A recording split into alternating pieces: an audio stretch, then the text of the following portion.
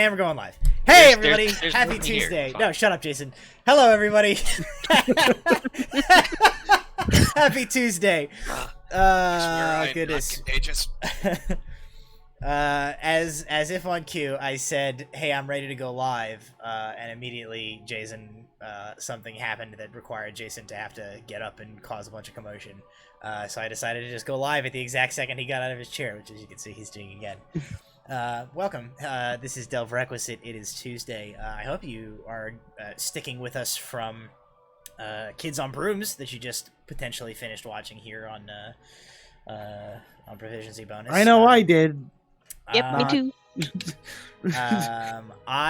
This was episode 2 of Kids on Brooms. I didn't know what order Michael was going to release these in. I guess he's doing like what he's calling first and second semesters, because there is two groups of Kids on Broom people. So this is episode 2 of first semester. I think there's one more of those that's been recorded, and then I know there are 3 more episodes in the bag after that, which I might be in. It's a very, very fun format. It is a fun game. So I hope you have enjoyed that and are ready to play some D&D with us here tonight. I do apologize that I look like a weirdly lit villain from some sort of a movie. One of my lamps is out, and that's what we've got. I have dramatic side lighting on my face during the duration of tonight's episode, and my green screen is weird in this corner. There's nothing I can do about it. Sorry. So before we get going, I want to give a quick shout out to all of our sponsors. Of course, Dragon Corp, and if I can get this open, I will drop a link to them in the chat. I would like to thank Little Dragon Corp, purveyors of fine dice and tabletop gaming needs. You can type, as I am about to do, ! Oh, somebody beat me to it. Thank you, Blitz. ! Little Dragon at any point during tonight's stream in the chat. You'll be given a link to their website where you can go buy dice and other things to your heart's content. And you can, of course, use our code PROBONUS to receive a 10% discount on your order. Blitz is stalking us. Well, it's useful because you can now stalk the next link for our next sponsor before I get a chance to type it. And of course, our next sponsor is none other than Cardboard Castle. They are our newest sponsor, and Cardboard Castle is a there they are is a gaming store in Evans, Georgia, who has sponsored our programs here at Proficiency Bonus. You can visit their website by checking out the link that is currently in the chat, or if you are joining us at a later time and you want to type in chat !CCG, you will get a link to their website to check out all of their unfortunately, ! Hardcastle McCormick doesn't seem to do anything. We'll get on that maybe before long. Maybe Hardcastle McCormick will like, I don't know, give you a discount code to something. We'll work on it. So thank you. Yep. Yeah. It's the eject button for the stream. You just type that in and it shuts the whole thing down. And canceled. Canceled. So that is our sponsors. We, of course, are rejoining our group as they are in the midst of an adventure in some woods. Boy, I really sold it there, huh? We rejoin Alar Brahm and Walter, the Fool's Errant, along with a new temporary addition to their party, a wood elf by the name of Minimir, who has joined them as they are in the forests in sort of the central region of the Kingdom of Mithlinde, as they are currently undertaking the journey from the capital city of Naviria to the Ordinum Libri, the bookkeeper's home city of Terra Libra. They came across a bewildered traveler on the road who had been who told them a story of being essentially ambushed and stripped of all of his belongings by strange beings in the forest, only to discover that he had run afoul of a group of local wood elves. The wood elves, as it turns out, are currently having some troubles with someone or a group of someone's cutting down some extremely important trees to them in a certain region of this forest. Trees known as Dryad trees, which are extremely important to the wood elves and extremely important to the fey creatures that call the forest home. Because these trees are being chopped down, the fey are very unhappy with the wood elves currently. And in turn, the Wood Elves are very unhappy with travelers passing through this region. Through a turn of events, the party has agreed to see if they can offer their assistance in finding out who has been cutting down these trees, and perhaps put a stop to it. When we keeping Island Phoenix 13, we are keeping you company on a 30-minute drive home. You got it, buddy. We will keep you company. Please enjoy listening. Don't look. You're driving. That's not safe. You don't know that they're driving. They literally just said keeping me company on a 30-minute drive home. Doesn't mean they're not a passenger. No, I know this person. They are driving. So stay Well, safe. don't drive. Oh, well, then Do drive. Don't Continue drive. driving. Pull over on the side of the road. Watch the whole show. Pull over, yeah. Go home. Pull over. Continue your commute home at 10 o'clock when we stop for the night. Hashtag listen, don't watch. There you go.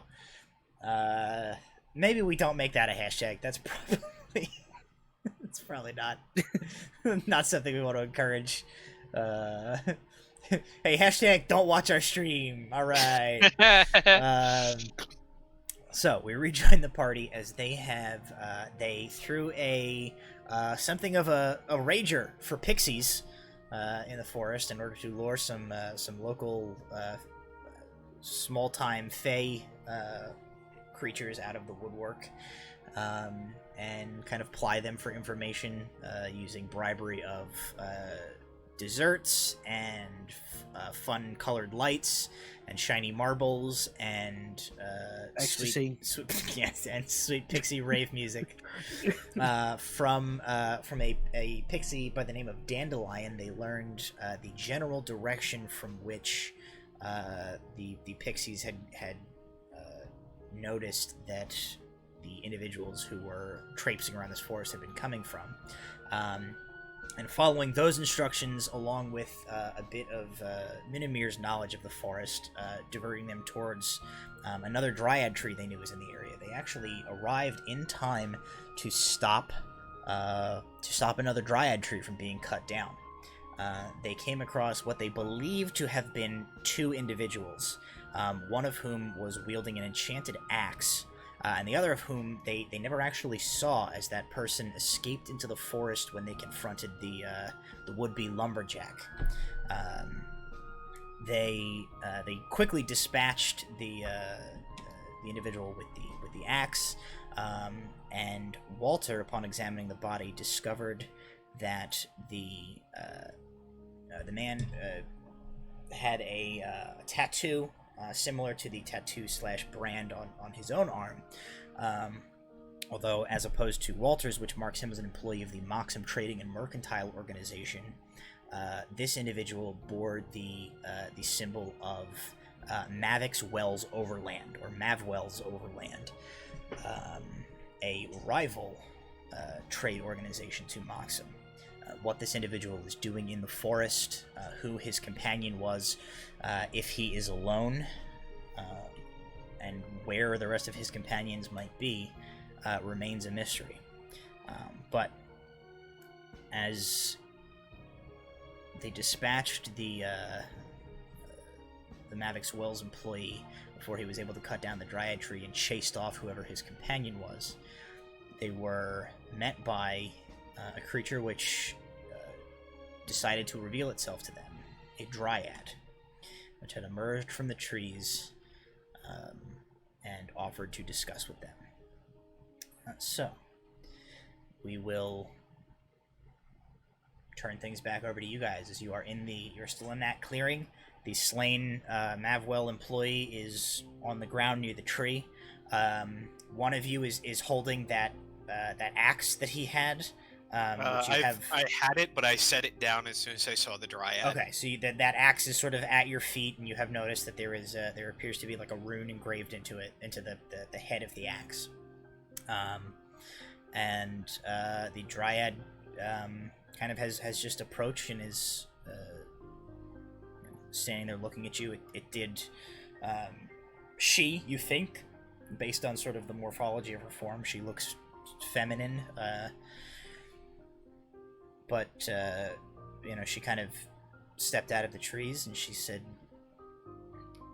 "Dispatched one who would have cut down another of our trees.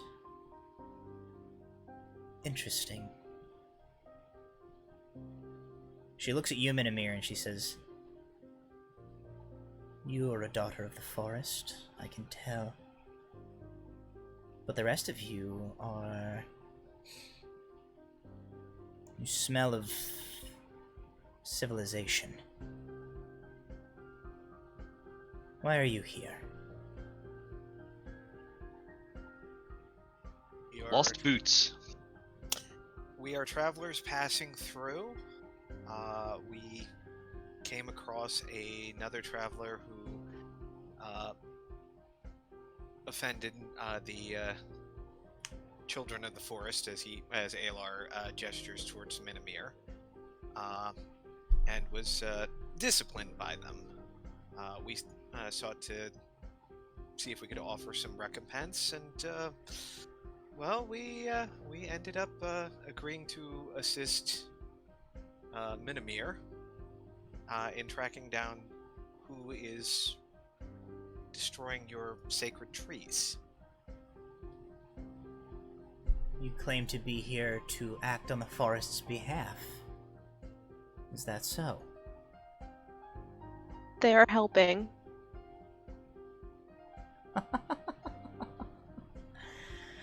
Strange that outsiders should come here. So many outsiders recently. And Minamir, she looks at you and tilts her head, and you see this flare of like almost fury crosses over her face. Her emotions seem to be kind of oscillating very quickly between like this sort of strange bemusement and then placid calm and then these like sparks of anger as she kind of addresses you all. And she says, "The forest has a hard time telling one outsider from the other. The forest, you all do appear so similar. Not you, daughter of the forest, of course. You can always tell those who are here from the outside and those who call this forest home. It is this reason we are so very cross with your kind. The magics that have been wielded against this forest by the desecrators. We recognize our own anywhere. But you all... Are you saying those who are destroying your trees are Fae as well? No. No. No Fae would ever dare. But there are mortals capable of learning.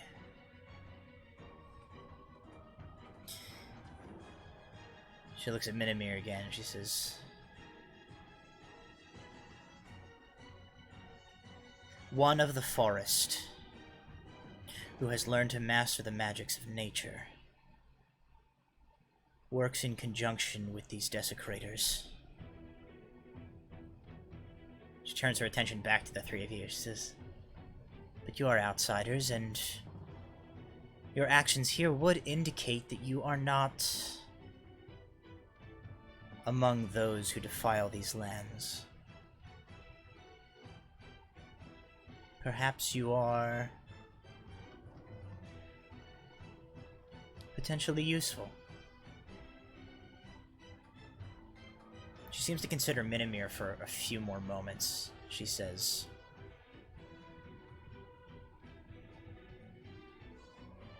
"You are perhaps not deserving to share in the guilt of your ilk who have betrayed their duty to this forest. Hard to decide. For now, I have seen you defend one of our trees, and that will be enough." She smiles.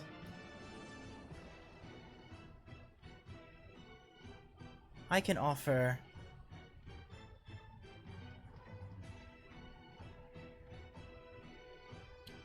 one of two options.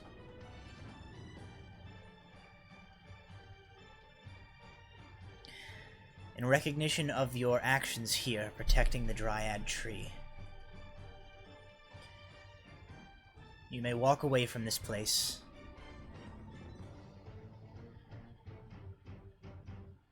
you may be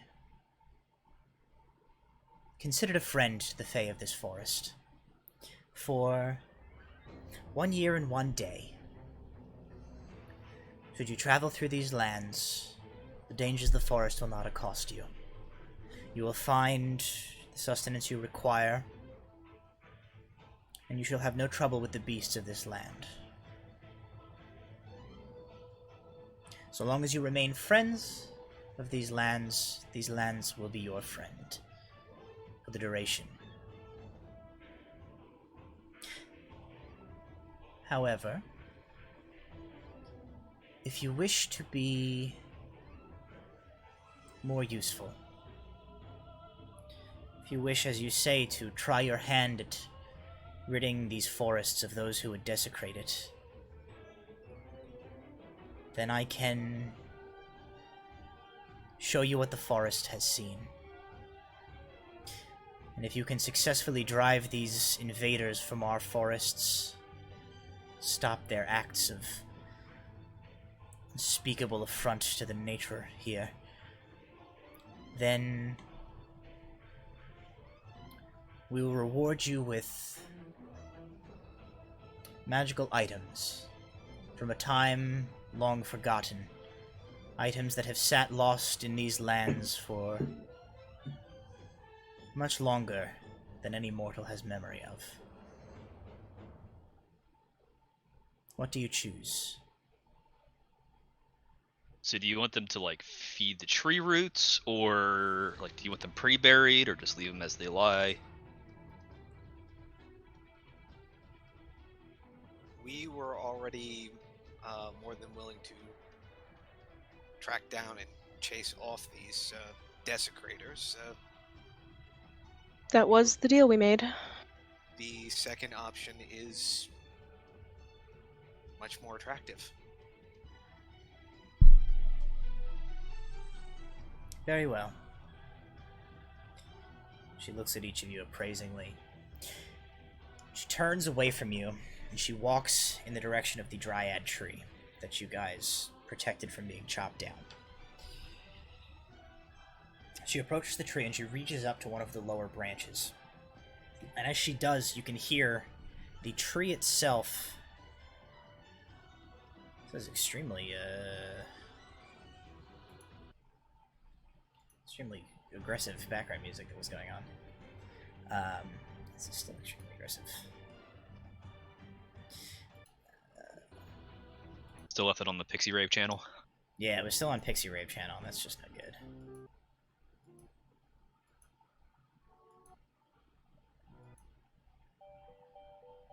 We'll leave it there for now.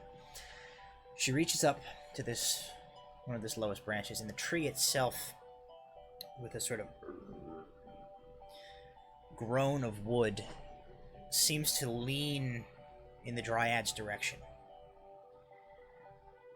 She extends her hand, and this low branch actually arcs down into her grasp. She reaches out with both of her hands. She strokes her fingers along the length of this branch as one would pet a beloved pet. As she brings her hands close to her face, she cups the end of this branch between her two hands, and at the very end of this appendage, you watch as very rapidly buds along the surface of the wood swell, turn green, and break open, and a number of new shoots of foliage and vegetation erupt from between her hands. The leaves extend, unfurl, turn deep lustrous green, and mature. Flower buds set, mature, and burst into bloom, and several large, beautiful flowers swell mere inches from this Dryad's face. You see as she takes a small inhale of breath and goes, exhales onto the flowers, which drop their petals, and you see in the centers, fruit is beginning to form. It rapidly expands in size until it's about the size of your two fists put together. It is a greenish, orangish color with a thick rind. When it stopped growing, she plucks it off the tree, considers it for a moment, and she digs her two thumbs into the rind, splitting it in half, and tears it open. As she splits it apart, you see the inside is almost like a deep crimsony purple color. And it appears to be segmented. It looks almost like an exotic citrus fruit to you. She peels several segments of this fruit apart. She holds them in her hand, and she looks at the group of you, and she says, "Only one of you need do this, but I will make the offer to all of you. Be warned. If you partake of this fruit, you will see as the forest sees. But this process is not designed for your ilk. It will be taxing. If you lack confidence in your own fortitude, I suggest you refrain from partaking." She holds out pieces of this fruit, enough for each of you to take one should you so desire. All right. I'm going forward. Yeah. Okay. Does anybody not? You want to watch us all trip out, Brown? No, I guess I'll put that. Although we already know how bad it is for Walter when he eats mystery things. Should I pre-prepare a hole for use? I think you should pre-prepare a diaper for use. I'm fresh out of diapers. She sort of like tilts her head. She doesn't seem to understand the question. It's fine. It's fine. And I'll just... Okay. So everybody's taking a piece of this strange fruit that she's offered you? Yeah. I guess. You don't have to. Brom could sit there and watch this. No pressure. We need somebody to stay sane. Yep. Brom ain't no baby bitch. Alrighty, Brom ain't no He's baby doing it bitch. right. Everybody who is taking a piece of this fruit, please roll me a charisma saving throw. A charisma saving throw? Yeah. Oh, thank God. I was expecting I thought it was going to be a Constitution. con save for sure. I did too. That's not amazing. 9. Okay. 17. Okay. 14. Thank God. Question. Is this a charm effect or Oh a save shit! effect? I'm sorry. It's actually a 12. Okay. I rolled an ability check, not a save, so it's +3. Alar, to answer your question, no, it is not going to put you asleep, and no, I don't think it's a charm effect necessarily. Okay. Just. Brom is laughing. What did you get? That was a natural 20, making it a 27. Okay. All right. So you're all fine then. You all passed this save. So you take a bite of this fruit, and as you place it in your mouth, you begin to chew. The individual little like fleshy pustules that make up this citrus textured fruit burst in your mouth, and the sort of the juice of this fruit covers your taste buds. But your brain is having trouble distinguishing what this tastes like. It's exotic, it's like nothing you've ever tasted before, and very quickly things begin to like spin around you, and to the best of your ability to comprehend, your brain is interpreting the taste of this fruit not as a taste, but as this rush of colors and sounds and emotions and sensations that flood across your senses, and suddenly you're all becoming extremely claustrophobic. Even though you're outside, standing in this clearing under an open sky, you begin to feel contained and trapped within your own body. You become acutely aware of the small, insignificant nature of this tiny flesh and bone container that you have spent your entire existence trapped within inside. And just as you begin to sort of squirm in your own skin, your perspective starts expanding. And suddenly you are larger than yourself. You're outside the confines of your own body, and you begin to feel the world around you. Your consciousness expands outside the clearing. You feel the grass growing. You feel the flowers at your feet. You sense bees buzzing around the flowers, collecting pollen to bring back to their hives for honey.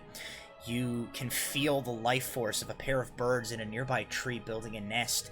You hear and sense and feel everything that a red squirrel is experiencing just on the far side of the clearing.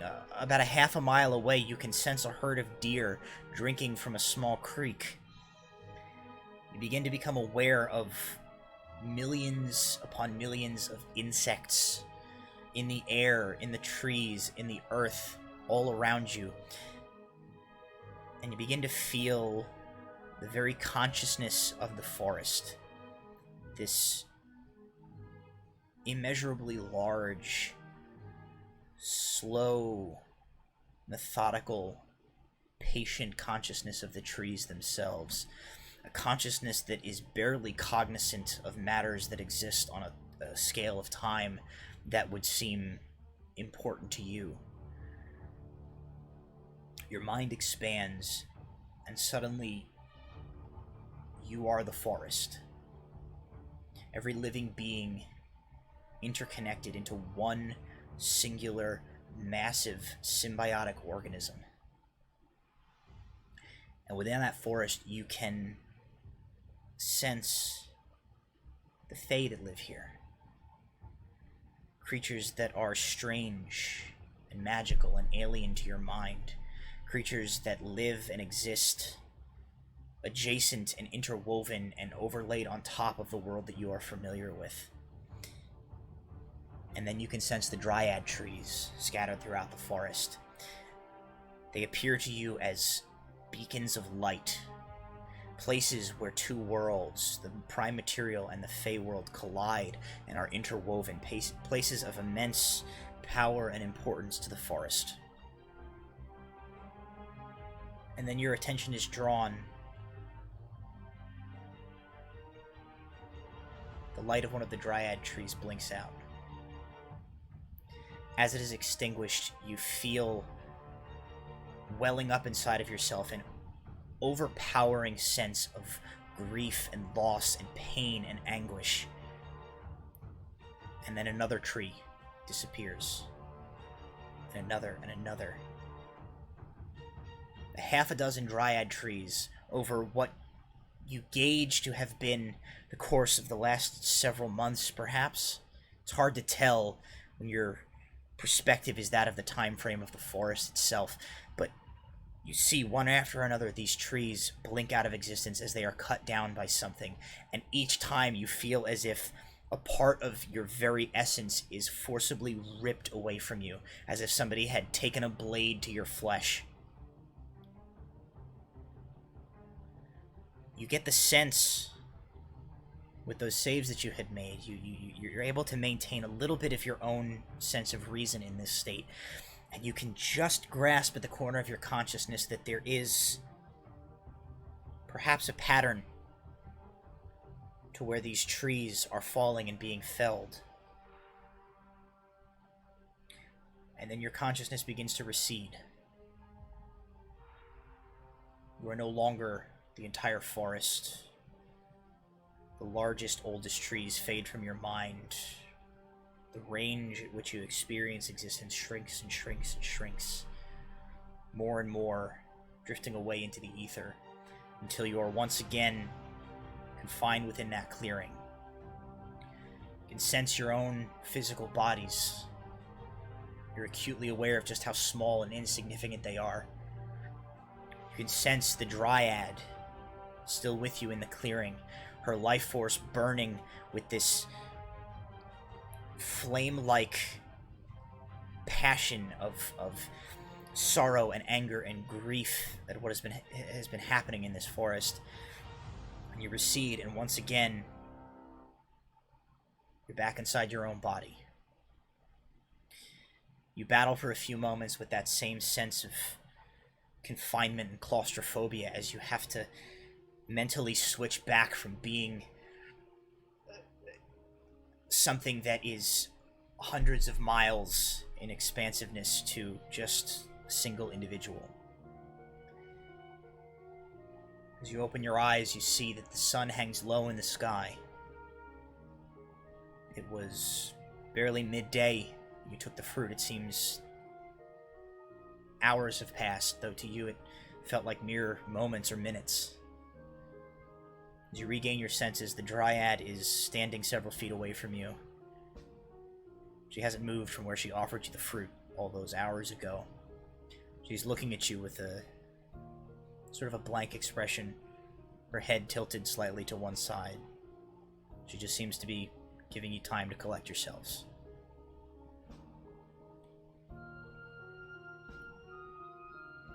Well, I'm gonna go over to where the corpse of the guy was, try to remove any metal from him, and then use mold earth to dig a hole near the roots. Okay. And then sure, that's easy then, enough. Then kick his corpse into it, and then mold earth back over. Sure. So you like take his belt buckle off, you pull his boots off, you already like took his weapon. You just anything that had metal on it, you can easily enough sort of strip that off. Then mold earth, make a hole, boot him in, close it over. As you sort of glance back in the direction of the Dryad, she sort of nods and she says, "He will nourish the forest as it should be. Thank you."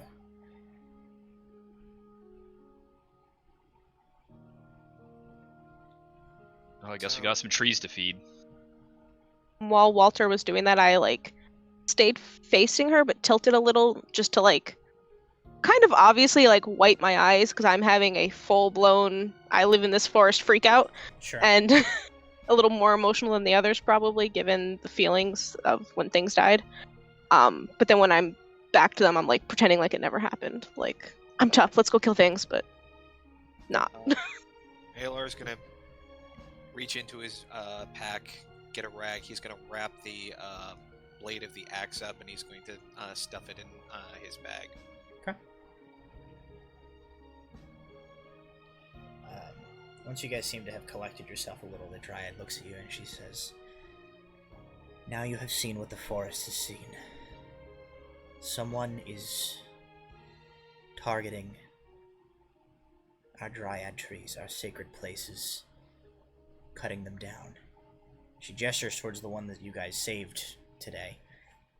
She says, "This would have been the 8th such tree in the last 1.5 cycles of the moon to have been felled." She looks Minamir at you and she says, "The outsiders themselves," she gestures towards where Walter buried the body,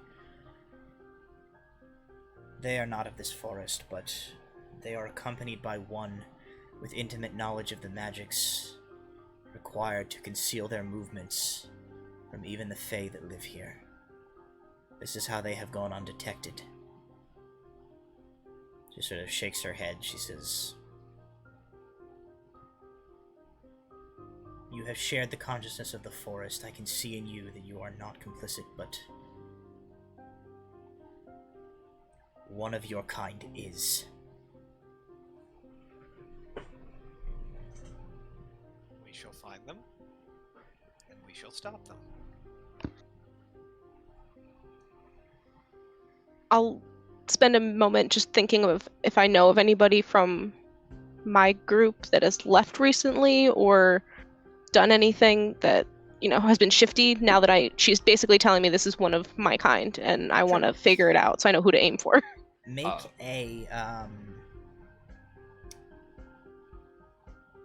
a history check.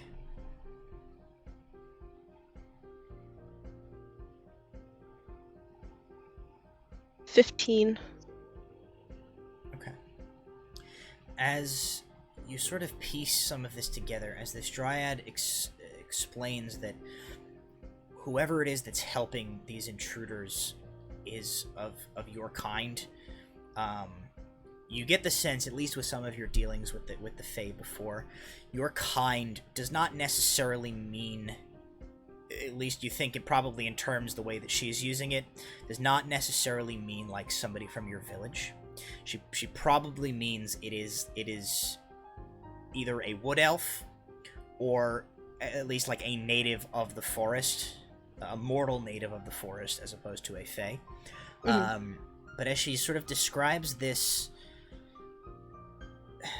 individual using the magics of the forest, of nature, you are aware that very rarely among your kind, connected as you all are to the natural world and to the forest and to the land, there are those who possess an innate magical power that is a step above sort of the general connection that you all share. Some of these individuals will leave in search of conclaves of others who can teach them specific magics. Sometimes they return and they will live among their village. Sometimes they choose to just go off and live in isolation. But these individuals with these powers are the Druids. Based on what she's describing, this individual helping these outsiders is capable of doing, and sort of what you know, nobody from your particular village comes to mind as like having left recently. The last individual that you know that like had this affinity and went to pursue being a druid was years and years ago. But you feel confident that there must be a druid acting in concert with these outsiders for whatever this purpose is. And you would also know that it is bizarre that a druid would be willingly aiding and abetting what these individuals are doing here, coming in and cutting down these as much of like an affront to your people as it is, and as much an affront it is to like the Fae and stuff. The druids are essentially like the paladins of the forest. This is like goes firmly against everything that they hold sacred. So it doesn't make sense to you that a druid would willingly do this.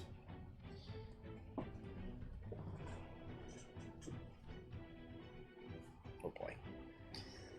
This lack of light is really messing with my camera. I'm gonna look over to where we had left Dimios and them. They're like a ways away. You left them back at the Oh, that's right. That's outpost. Okay. Dimios and whatever that guy's ridiculous name was we gave him last week. I'm gonna Harold call him Craiglands. Harold Craigland. I was took probably gonna notes. Call him Eric, but I'm gonna call him Eric when we get back. I don't care. Eric. His name doesn't matter. To Walter as a character, his name is utterly irrelevant. Who has the map that we found on the body? I think I do. So I'll fish it out. Minimir, do these locations on this map make sense to you? Take the map and Yeah, Look at it. specifically the ones that have already been. they're the ones that are already chopped down. So yeah, believe. the X's have been, and you guys all can pretty much confirm that now that you've sort of seen what you saw through the forest eyes. These X's that are on this guy's map coincide with places that you know a Dryad tree was chopped down. There has is, to be as far as you can tell, no indication of like where his like base or his camp is on this map. It seems to be like specifically left off of here. Can we use like a? I assume we don't have a pen or pencil. Ink and quill, whatever. Oh yeah. Try to like label them and the order that they went out. Sure, go ahead. Make a make nothing. That's a good idea, and I don't think it requires a roll. You can absolutely kind of set out this map, and you see the ones that he specifically had on his map that are marked, are like some of the most recent ones. And as you sort of mark this on the map, along with your best estimate of like a time frame, you think probably these last like 4 trees that he had marked on his were chopped down all within like the last 10 to maybe 15 days. Getting faster. So I'm gonna point kind of like make like a circle around those 4, just like what's around here. So I'm gonna zoom in. This is not super gonna help you guys. You can pop it up on Twitch to take a look at it. I'm gonna zoom in on the world map to give a little bit of a better look at sort of like the exact area we are dealing with on this guy's map, and sort of where you guys are currently hanging out right now.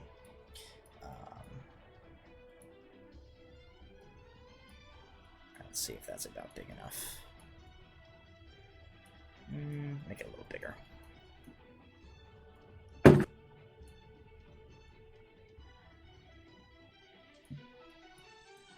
Okay. So, if you guys are looking on Twitch, it should have just settled in. So you can see that Niveria is sort of at the northeast quadrant of this map. Yeah. The city of Festinaust is that white dot sort of due south. That little red circle is Terra Libra. Where you guys are right now is, you see in like the forest, that forest that dominates the center, this is the forest that you guys are in.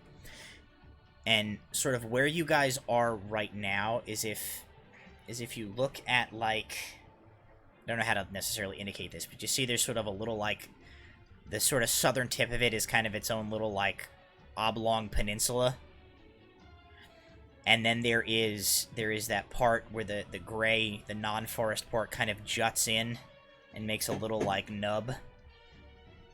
You guys are a little bit northeast of that, and the trees that you see that are on this guy's map are all sort of within that quadrant that is to the like north-ish of that little like inlet where the on the like the southeast side where the river is, and like a diagonal up to like the narrowest portion of the forest. Everything on his map is marked sort of up in that region, and as you're sort of looking at the map and placing it over what you saw in your mind, you know that all of the trees that you know have been cut down have been relegated to about a let me make sure I get my distance right here. I want to say it's about a 50 or 60 mile stretch of forest, all sort of in the vicinity of that sort of that like little nub there where the inlet is, where like the distance from tip to like where this is like the thinnest. All of those trees are in that general area. So if we have this right, the lower river to the left of where we're in the little inlet, right? You guys are. Is there a way for me to? There's no way for me to There's draw a on little this OBS. there's a little like blue or black dot like right underneath where the clearing is in the forest. I assume we're right around that vicinity. It's northeast directly of the lower river. Here, I'll do this. Endpoint. You guys, you are here. Maps. OBS does not like me making this super small. You guys are about here, where like the Y of you are here is. Okay. The trees that have been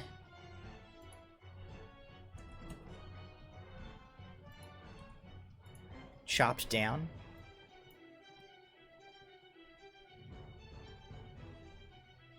all in this area.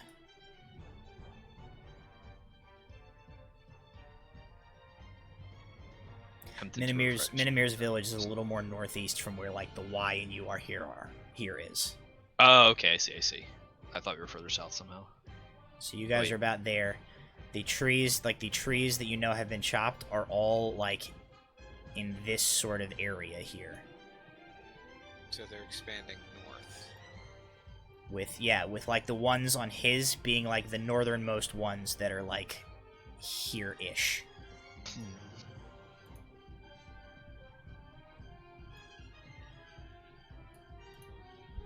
So, question would be, are they moving the closest to their camp and further out? Or is their camp completely somewhere else? They're merely going north, south to north. These guys, this guy had a trader's mark on him. I'm wondering if they didn't come from the river. It would make sense to come down from the cities, maybe venture in a little bit, form camp, and then start doing what they're gonna do. Certainly possible. And there are a couple of river points where the river stops that are close to the forest. And Walter, you would probably be fairly aware that sort of where you guys are here, where you came from was like you came from Niveria, you went like kind of this way, then south along the outskirts here. This is where you like picked up Harold Craigland, and then you guys ventured a little bit in this way. This is where you met up with you met the elves.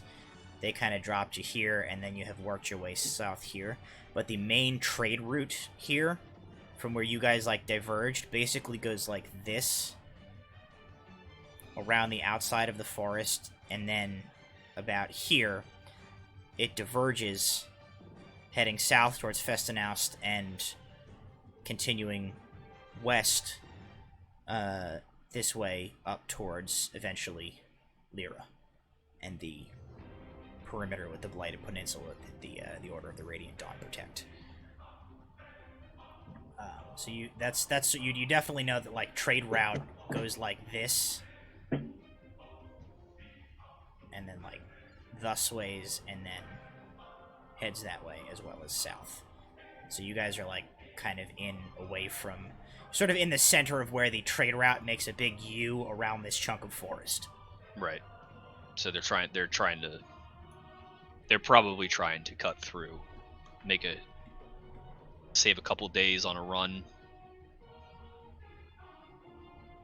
This, additionally, Walter, you would know that like this chunk of this journey, this is like 2 weeks, 2.5 weeks. Cutting through here is like, probably saves like a 10-day or more off of a trip. All right. Yeah. All right. So I'm gonna point at the section where it's narrowest. I'm kind of like, if we can cover somewhere where the first one went down, I think that's probably, because that'll, yeah. I think that'll be closest to their camp. I'm thinking they're not going to take too many risks camping in the forest that they're trying to destroy. I think they're probably going to be camping near enough it. But yeah, more than likely they haven't moved their camp since they started this. Hopefully not. Miss Min, if you don't mind. That makes sense to me. You guys understand the outside world much more than I ever will. And you seem to have experience in this kind of trade. So I'll take your advice on this. If that's where you want to go. That's good a guess as any. Okay, Do so you you're want to travel at night? Getting dark.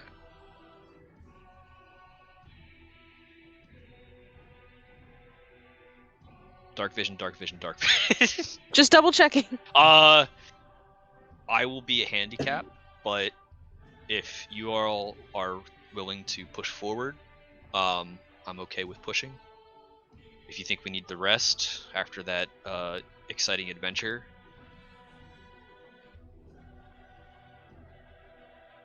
We also don't know what became of that second person, whether they know what happened and have offered warning to the others, or if they'll Second- be returning. Second person? There was The guy who got away There was another that we heard, but then we didn't see. Out of character, I'm pretty sure Walter didn't. Yeah, make- that's why I didn't make that check. Alright. I know that Alar like ran off. So. I was I trying to get the do you jump know- on a Do you second know one. it wasn't the Dryad? No, it wasn't. It wasn't her. Okay. I mean, we could have had them run us back to their camp, but I think Concealing heading themselves that way somehow. might have been that Druid. Or, Might have well, been. I should probably count ourselves lucky that we didn't engage them directly, unexpectedly. I mean, we can set up camp here. If they escape, they're probably going to come back with buddies. Maybe. So do you want to take the fight to where we think they might be, or do you want to set up camp here and hope they come back for revenge? Depends upon how many more of those axes that they have. Is the Dryad still here? Yep. I'm gonna look over at the Dryad and say, is there any way you can stir up the other outsiders? Just a little chaos to maybe drive them here. She sort of shrugs. She says, "If we could find them, we wouldn't need you, would we? That's a fair This is point. a very good point. They elude us." Our DM question, are we close enough to... I know we were kind of edging out of my people's area when we got to this tree. Are we close enough that if I were to whistle for any of them, they might hear me to come No, guard you guys, this tree? You guys are We're way too fairly far. far away from here at Thought this so. point. Okay. Yeah, Just you wanted to traveled- double check. You traveled the better part of the day. What's the next closest uncut tree?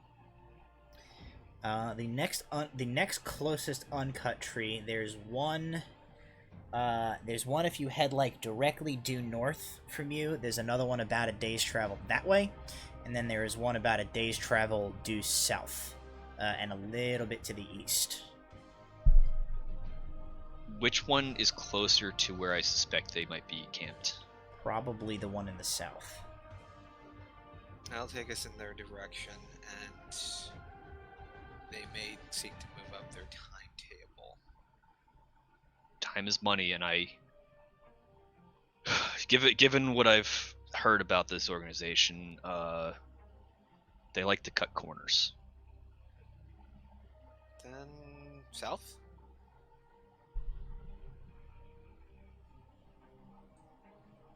I'm okay with that. So you guys' Alright, I plans. don't give a shit one way or another. Thanks, Rob. So your plan is head south to the closest unchopped Dryad tree. Yeah, see if we can intercept anyone. Okay. So as you guys kind of settle in this plan, the Dryad that you've been speaking with basically says that she will sort of ensure that you guys have, at least from like the dangers of the forest, you guys have a smooth travel, and you set off. So are you? What are you're setting off now and traveling in the nighttime? Yeah. At least for a little bit of time. I'm not sure whether we want to risk the level of exhaustion. Probably not, but I'd like to get closer. Yeah, I'm gonna move at least like halfway there. Okay. At some point, I'm gonna have to use my shovel as a blind man stick to like poke my way through the forest. I'll let you put an arm on my shoulder, and I'll make sure you don't. Alrighty. Everybody can make a survival check with advantage, except for Walter, who will just be making a normal check. The Dryad Dryad's offer of help sort of will negate your disadvantage from not being able to see. Okay, that's a nat 20, so 22. Right, Hey, nice. want to know a secret? What's the secret? Also nat 20. Very nice. 19. Okay. So almost there. I rolled an 18, and I have a +6 to survival. Okay, So- so you guys are fine. So true to her word, it seems the Dryad word has spread that you guys are to be left alone. So you don't encounter any bothersome predators or really too much in the way of delays that would slow you down. So between that and between the guidance of your wood elf Fred, you guys make extremely good progress before it is time to. You guys probably you cover about half the distance, and you travel good distance of the way into the night before you decide like you're kind of far enough away that you're not worried about anybody that comes sniffing around the scene of that fight stumbling upon you guys. But if you don't stop and rest at this point, you're gonna sort of tire yourselves out. So if you guys are gonna take a full rest, you can certainly do that, and it just basically means you'll be getting like a slightly later start the next morning. But you can set up some watches if you want, and can then proceed to do that. I'll take morning watch, last watch. Okay. The first watch, just because I can do trance in the middle, and then I can still kind of be awake after. So Sure. Okay. I'll take third watch. Alrighty. Brom's got second. Yep. Yep. Alrighty. Everybody, go ahead and roll perception checks for me.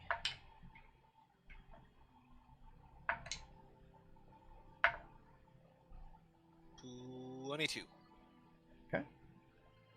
7. 16. Thank God for my bonus. 13. Alrighty. The night passes without incident.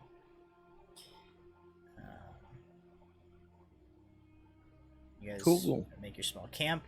You rest and shifts, keeping an eye out, keeping an ear towards any approaching either predators or unwelcome guests. But Walter, as you kind of get to the end of your watch, the sun creeps to a few hours before noon in the sky, and everybody's sort of had enough time to sleep and recuperate. You are able to kind of rouse the rest of the group from their rest, and can head out on your way again. All right. Onward. Shall we go to the tree? Yes. Yeah. You guys travel. It is around dinner time. By the time you make your way to the location of the next Dryad tree. It is similar in that it kind of stands alone in its own little clearing, though each of the now 3 of these you have seen are extremely unique in the sort of tableau and flora and fauna that are essentially grown into their trunks are all different. But you arrive at this tree and it is unharmed. And the forest around it is quiet. Okay, do we want to lay a trap here, or do we want to attempt to search for their camp? I can. Why not both? I would say, if it's all the same, I suppose possibly Brahm and I can stay here at the tree while you two search the immediate vicinity of the forest. Just to see if there's any traces, and then meet back in a few hours. This is because I'm a half-elf, isn't it? No one better suited for the job. I'm just messing with you. He's a city elf. What's a This building but a tall tree? Good lord. Not Deep quite thoughts my with element, Walter but I've Gray. been... Walter, that was the dumbest thing I've ever heard. And keep in mind, we traveled with Nula for a year. Look, we've No, read this so isn't many the river dumbest fishing thing I've heard books. out of this party. I'm gonna Alright. look at them and just be like, wait, there was more of you? And then just, I don't really care, but just kind of, first time they've said anything about anybody else, and then I don't care. Moving on. Alright, That's cool. We don't care about you either. Brahm. She said it first. Alright, let's go. Alright, so let me straighten everything out here. Who is staying at the tree? I think Brahm and I staying at the tree makes the most sense. Okay. And then If that's all right, Russell. Alar and Min are Sure. going camp hunting. At Yeah, least probably. looking for clues in case there's any evidence that they had possibly pre-scouted this tree. Okay. Probably go a couple miles out, make a brief circuit toward the south, and then head back. Alrighty. And before we go, I'll ask Walter if there's anything we should specifically look for, like how they set up or how they might mark their path in the forest to the tree they want to cut down or anything like that. I can't imagine they'd be very delicate, so path marking might be paint or chop mark cuts into the tree. Camp will most certainly have supplies and possibly a caravan or two.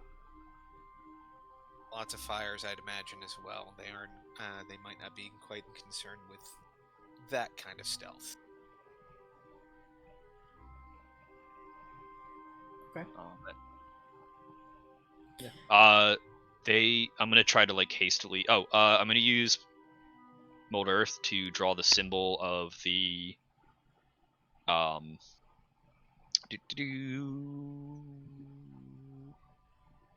Mavix Wells Overland. Does Okay. anyone recognize that symbol? I mean, probably in passing, it'd be like somebody showing you like, you know, Like the logo, Target? the logo for like Target, or you know, Yeah. or something like that. It's, you know, they're They're no. If Okay. if they are not doing this covertly, you should see this displayed on a flag or possibly on a tapestry to the thing. If they're doing it covertly and you come across someone, they'll probably have a tattoo of some type, and then I'll show my arm with the not unlike myself. Okay. I believe you guys have seen my tattoo before. Yes. But this time it has a triskelion of like raven feathers around it. I see you've had work done since while you were away. Something like that.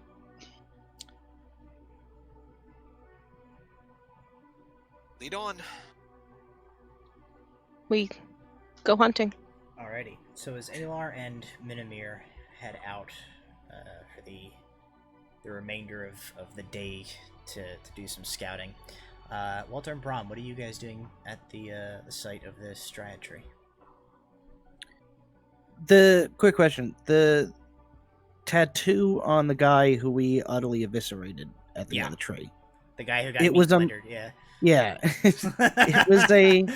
it was a Moxum tattoo, or No, like no, a no. similar No. to Moxum's It's tattoo.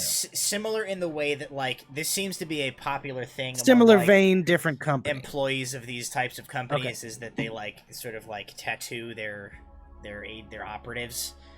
So it was a tattoo, but it was the symbol of this other company, this Mavix Wells Overland, or Mavwell, as it is sort of colloquially called. So I'm gonna ask Walter. So that tattoo that meat blender guy had, does that do anything for you? Does that ring any bells? Yeah, it's I wouldn't say a main competitor, but certainly a major one. They, you know, we saw our operations with the rivers. We operate more north. They operate, I believe, out of this more southern area. Real. They must not be doing too great lately. I don't know what's going on in their hometown, but if they're trying to cut through a protected forest like this, they're either they're trying to undercut somebody, or So we're not gonna have to worry about Moxum people showing up as competitors on this job, are we? no, unlikely. Okay, good. And we don't really got to worry too much about taking captives or leaving survivors. That wasn't the thing I was thinking of, but thanks for being creepy as always, Walter. Hey, it helps the company, it helps us. Okay. You just keep telling yourself that, champ. I'll be over here away from you. Suit yourself. So besides standing on opposite sides of the clearing of each other, is there anything you guys are actually doing during your time here? I'm gonna have Morgan making probably like every 20 minutes or so, just make a loop of the area. Okay. See if there's anything that I can't see from down here. Maybe like taking some string. I don't know if I have string.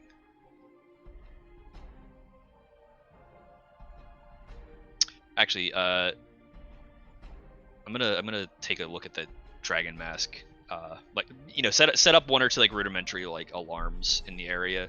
Okay. If like anywhere it looks like a trailhead that could like pop out, just maybe set like a small like bell or on a string or something. Have Morgan circle, and then after the I don't remember what it's called, so I'm just gonna say the Deku tree. Is it like climbable? Yeah. I'm gonna climb up in the tree and be in the tree. Okay. So you, Brahm, make an athletics check. Walter, make a sleight of hand check for your traps. Athletics. That's gonna be a 12. Okay. You get up. You're probably like 20, 25 feet off the ground.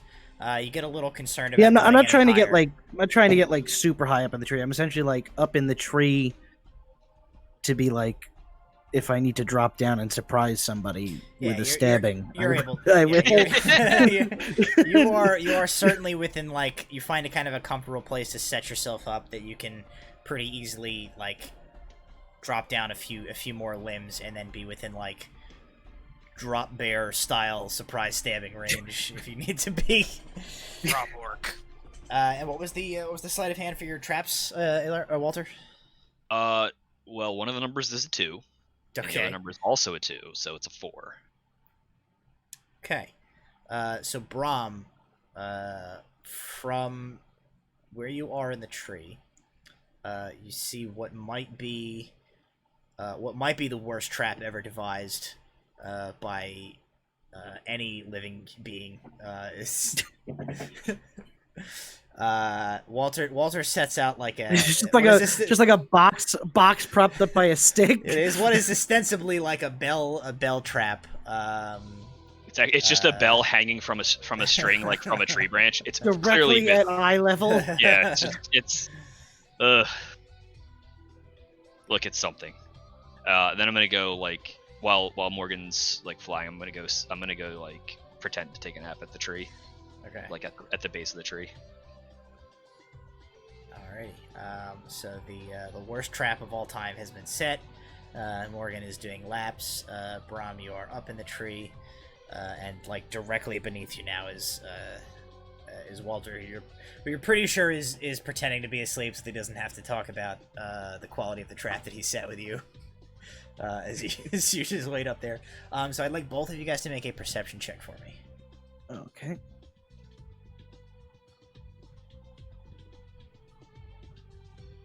Oop, I actually fell asleep by accident. I got a 3. Okay. Hold on. I clicked performance by accident. 15. Okay. So what was your performance roll? It was a 19. All right. So you're up in the tree and you're like. You're very performatively keeping a lookout. But also, like, while twirling a knife. Should I Sure. make a In the other hand, perception waiting check for stabbing. for Morgan or Yeah, you can. okay?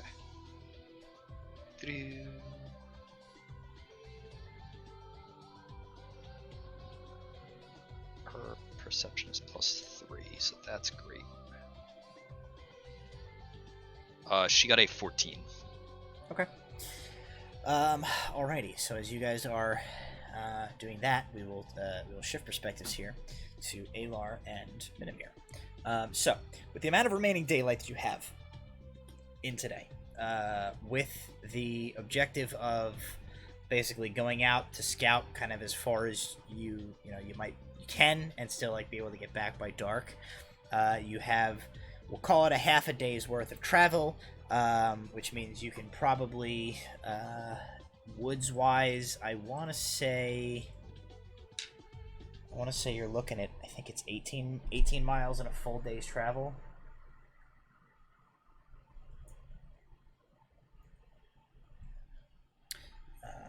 Let's take a look here. I believe yeah, we'll call it slow because you're in the forest, but you're also like scouting. So that's like a full day would be about 18 miles. So with a half a day, you can cover about 9 miles, which means like you can go, if you go one way and then turn around and come back, you can probably do like 4.5 miles out from where the tree is, or you can, if you have like serpentine you want to work in? Like, kind of, you tell me sort of where you're going, what your method is for approaching this search. I'm thinking make something of a small half circle, so probably go a couple miles out and make a bit of a loop and then circle back Okay. in the hope of running into signs that they may have been here, or even an advanced party or another would-be lumberjack. Alrighty. You can go ahead and both make me survival checks.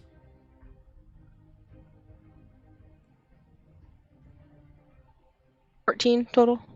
20. Okay.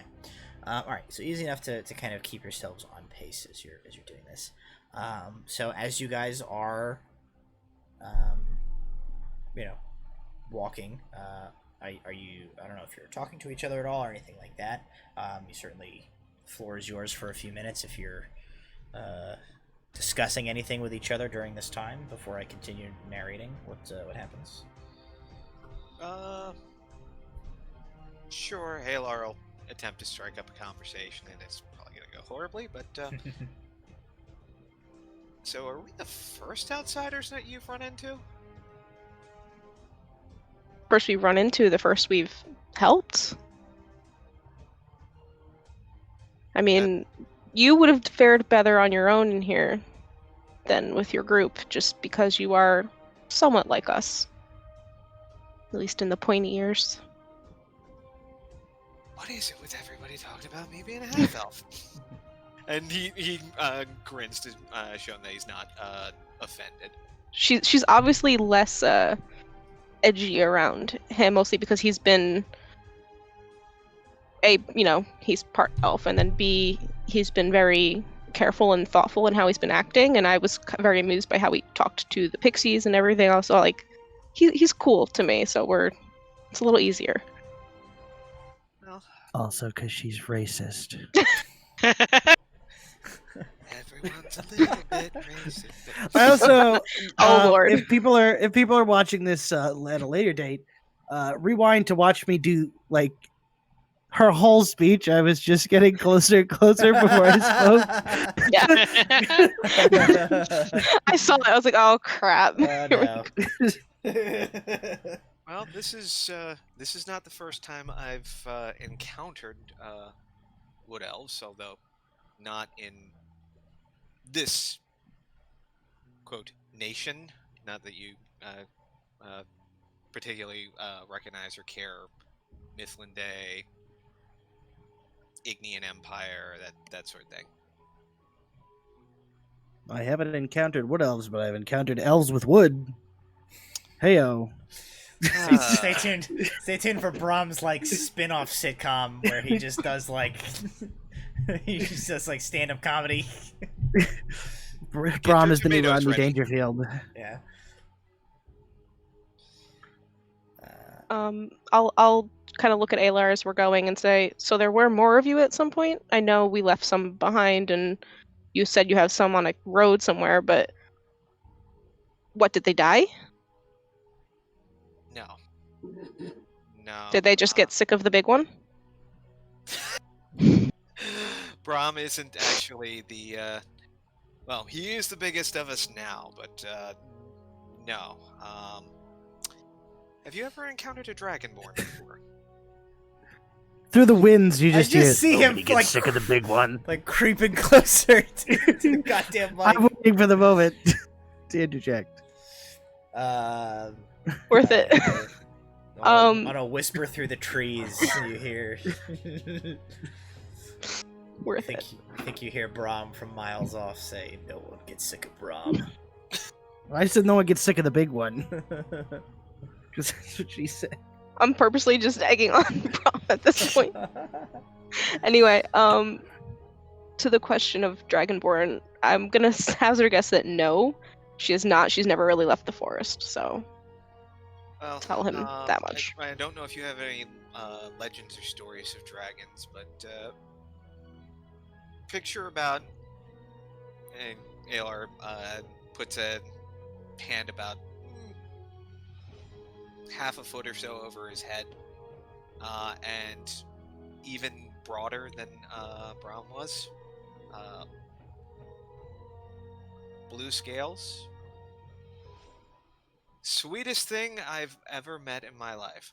Really, just a kind but simple soul. It's because And then 90% of her body mass was sugar. Yeah. If she had been with us, those pixies would still be coming down off the sugar rush. She loved sweets. I should say she loves sweets. And then there was Fidget. He's a goblin. An actual goblin. Strange soul. Saw the world very differently. Very much not so much here as how do I put. When you ate that fruit, there was there a moment where you felt like you were the forest? You know, the whole.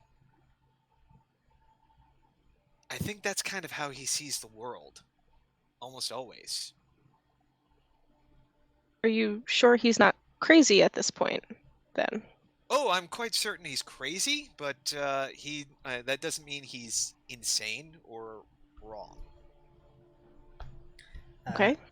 Minimir, what is your favorite terrain and favorite enemy? Forest, and my favorite enemy is orcs and goblins. So, Both of you at this point make me a investigation check, and make sure Minimir take into account that you're in your favorite terrain, which I think will give you a basically advantage on your tracking roll at this point. that's a total of 20 with my advantage. 25. Okay. I just rolled terribly. You guys travel for several hours. You're kind of working in this counterclockwise arc. You go out away from where the others are at that Dryad tree, and begin making your way up and around to essentially double back to where you kind of started. And about halfway through your journey, you come across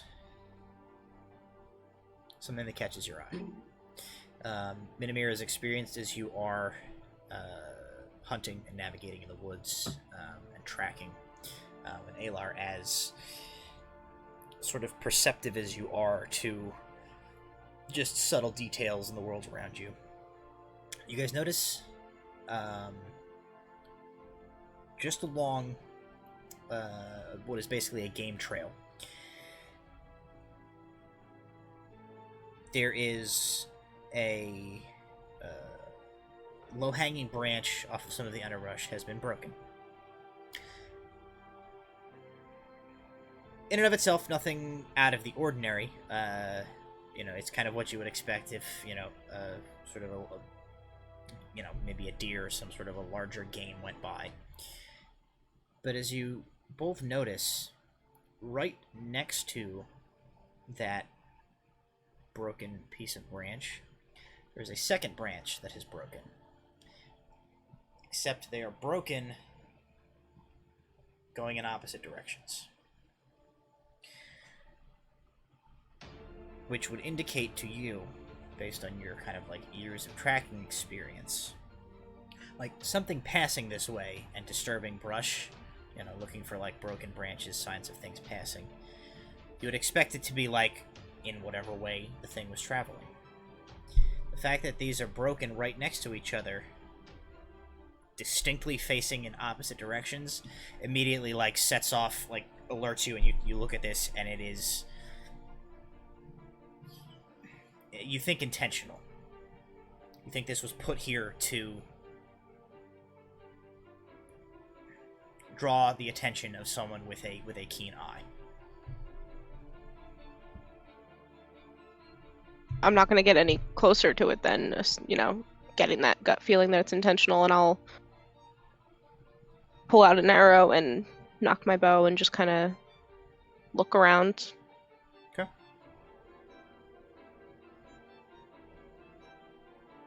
All is quiet in the forest, as far as you can tell.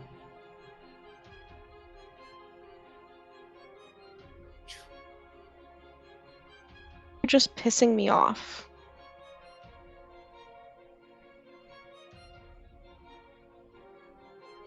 I'm just gonna keep checking. I'm just waiting for something. I don't want to talk too much. With my group, we don't talk a lot. We just get ready to kill things. As you are waiting, like nothing seems to be happening. Alar's gonna hold up a hand. He's gonna lean in close enough that he can whisper. I'm going to create an illusion. And if so, we'll see if it whether this is a mark or whether it's a trap. And he's going to cast a minor illusion of himself. Somewhat attempting to look stealthy as the illusion is walking the game trail toward the broken branches. Okay. Yeah, it's easy enough to do that. Nothing happens.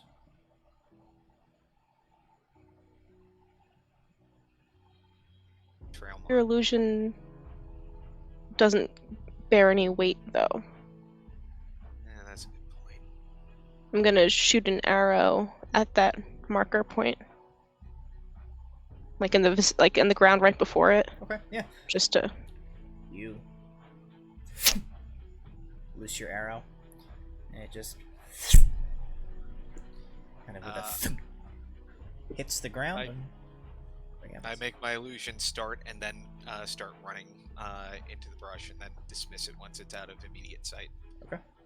Yeah, you guys you do all this and you continue to stand and watch and listen, and as far as you can tell, you're the only ones around. I think it's a mark. So we can attempt to ambush them here, or we can fall back and get the others. I think we should head back. I would rather protect the Dryad tree together rather than risk the two of us getting ambushed out here without them. Good idea. And I'm gonna keep a arrow in my bow and just kind of walk like that for the rest of the way back. Just more scanning, a little bit more tense as we go, and I'm not talking anymore. Unless he asks me something, but I'm just No, quiet. Alar's With me on that? Yeah. Okay. Now is the time for stealth and silence and probably murder. Yes, please. Alright, so you guys head back.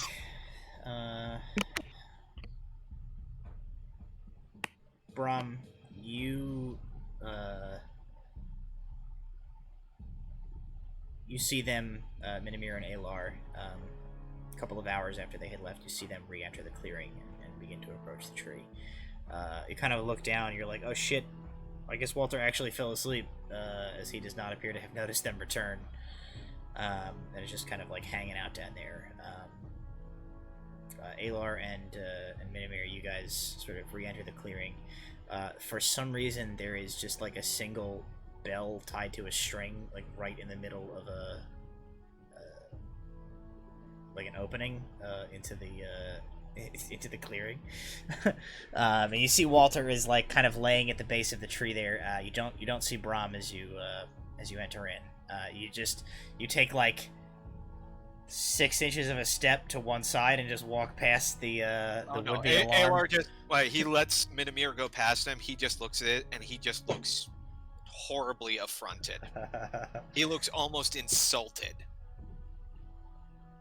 And then very carefully he takes the bell, takes the clapper, unties the string from the tree branch. Looks around for Brom. I'm also looking for Brom, and I'm just scanning the whole tree line. Acorns and this tree. You. Sure. I'm going to attempt to start slowly, one by one, dropping acorns on Walter. Okay. Sure. You can easily do that. So Walter, you kind of like realize you dozed off, as like an acorn just like plops onto your chest, and then like another one kind of falls on you. You look up, you see Minamir is like standing a few feet away from you. You see Alar is in the process of like taking down your bell trap, looking as if you've like insulted every ancestor he ever had, and then like another acorn like hits you on the top of the head.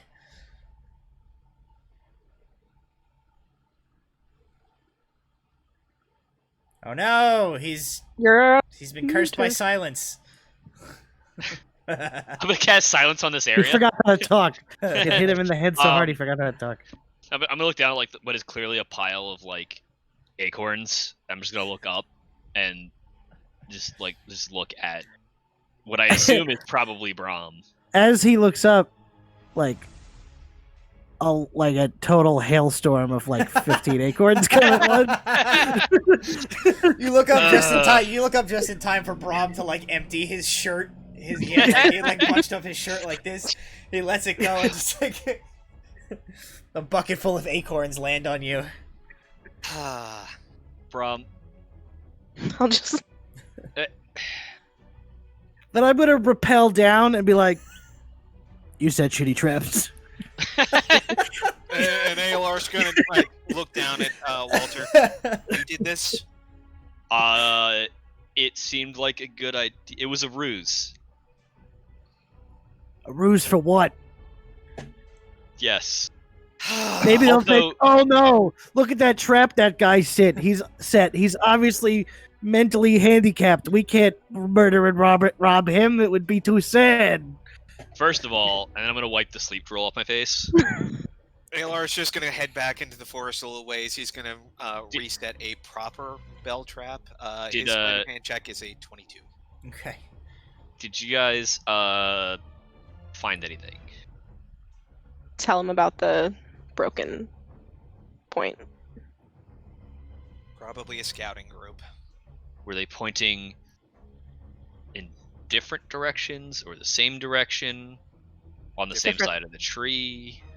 Same side of the tree, different direct. Two trees very close together. One was broken, heading toward the tree, coming from the south, going north. The other was broken in the other direction. So probably somebody scouting. About how far? 2 miles? 3?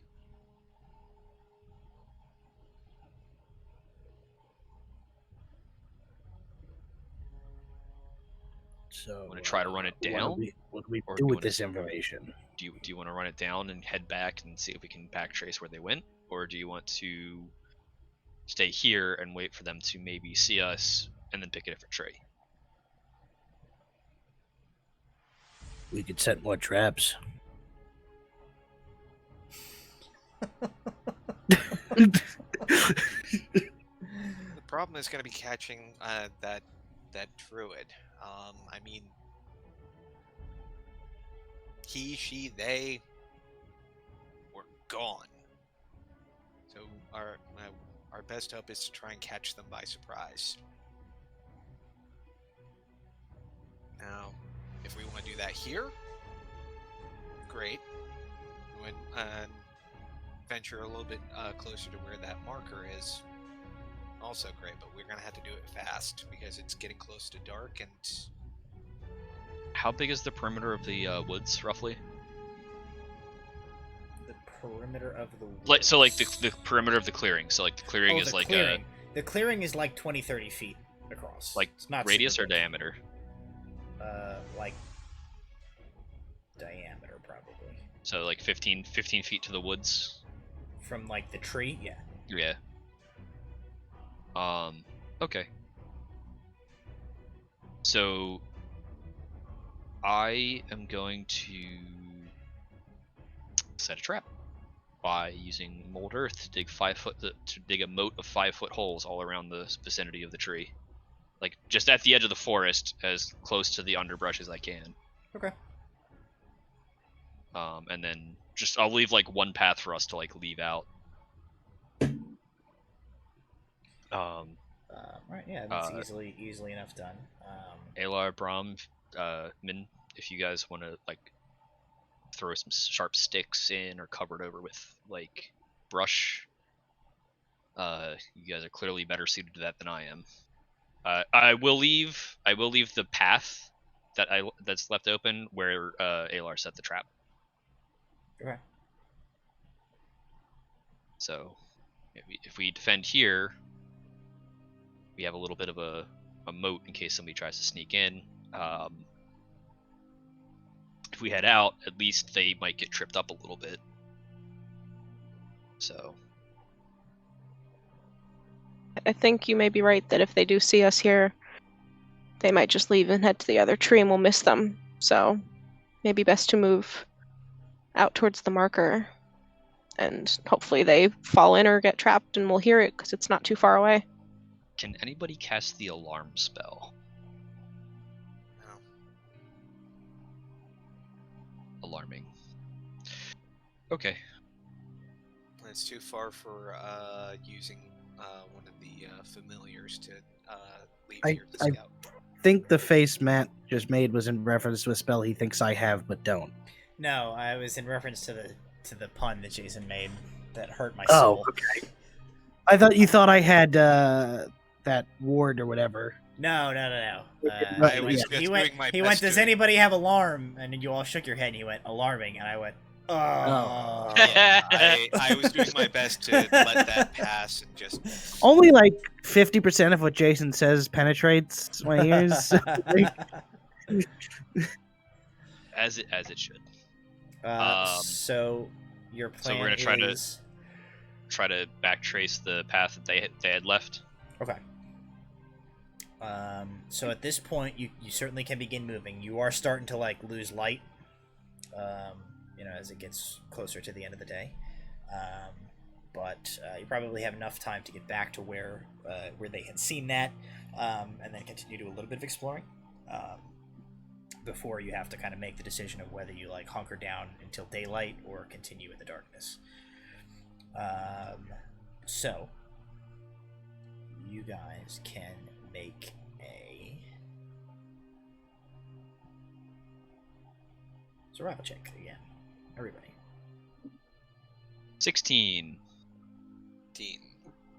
I just 19 heard total. I heard 16, and then I only got the teen part of the second two. 15. 15, And then 16. 19. 19, and then 16. Okay. All right, pretty good all around.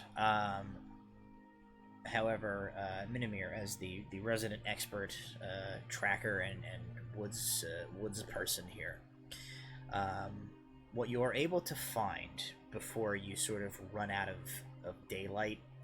Now, you're not you at least are not necessarily bothered by your ability to continue to like track through the night, but at least up until you reach the point where like the group has to make that call, what you are able to discover is that as you continue to sort of like follow along this game path, that set of like twin snapped twigs is not the last thing that you find.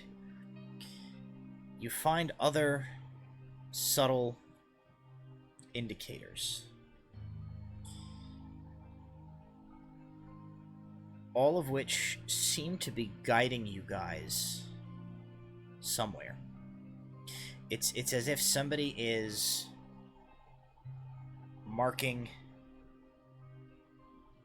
the path to something. Based on the age of like the signs that you see that have been left, you think somebody probably did this within the last day, maybe even like this morning, like before you guys set off. Um, somebody has like come through this area and is like specifically marking a path towards something.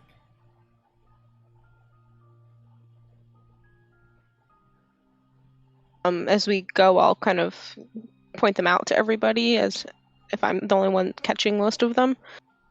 And I'll just look at Walter and say, do you think they're leading to their camp so that the scout could get back? Or do you think this is leading us to some sort of trap? I'm gonna try to look at like the signs and Make an insight check, Walter. yeah, say, can I make an insight? Yes, you can.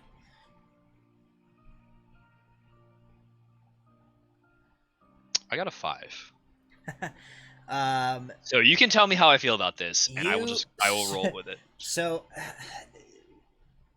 with a 5, it's the only thing really you feel certain of, as like Minamir is kind of showing you these, is you're like, man, if this was like me doing this, and I was trying to like leave markers for myself or like for a scout or whatever, like I don't know how the hell this lady is finding these, because these are way too obscure and hard to find for like any reasonable person to be able to be like following these.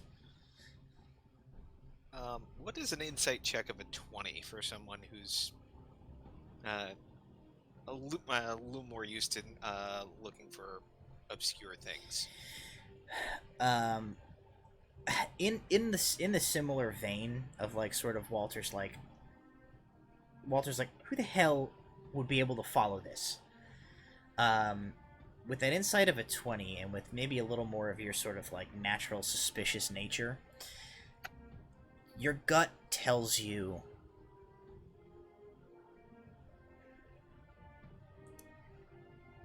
if I was trying to leave a trail for somebody to follow,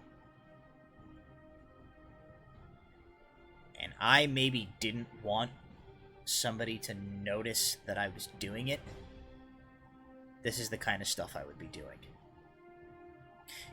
Your gut tells you that whoever is leaving this trail is like doing it surreptitiously, whether it's intended for you guys or, you know, some other unknown purpose. Just something about this whole thing reeks of like, you don't think this is a trail that these people, if you know they're the ones leaving it, you don't think this is a trail that they're like doing intentionally for their own use. You think this is like somebody is doing this for like sneaky purposes. Crap.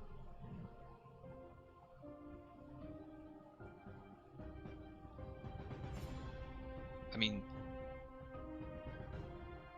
that broken stick's damn near on the ground. How could you follow that? Is that I could, and maybe it's the druid knowing I'd be looking for it. This could very well be a trap to draw Get us away. draw in someone like you. They might not know about us, but they would expect Wood Elves to be chasing them. They wouldn't be counting on us. Let's head back. Yeah, I'm already. Before he's finished talking, I'm walking back towards the tree because I'm starting to panic a little. Okay. Then as you guys are able to easily head back to your camp, or around the Dryad tree that you have successfully sort of fortified a little. And as you guys head back there to sort of rest for the night and discuss your plans for the following day, we'll take a quick break so everybody can kind of refill their drinks and everything else. So if you have been watching along with us, thank you for joining us tonight. And we will be back in just a couple of minutes with the remainder of our episode, and we will see what the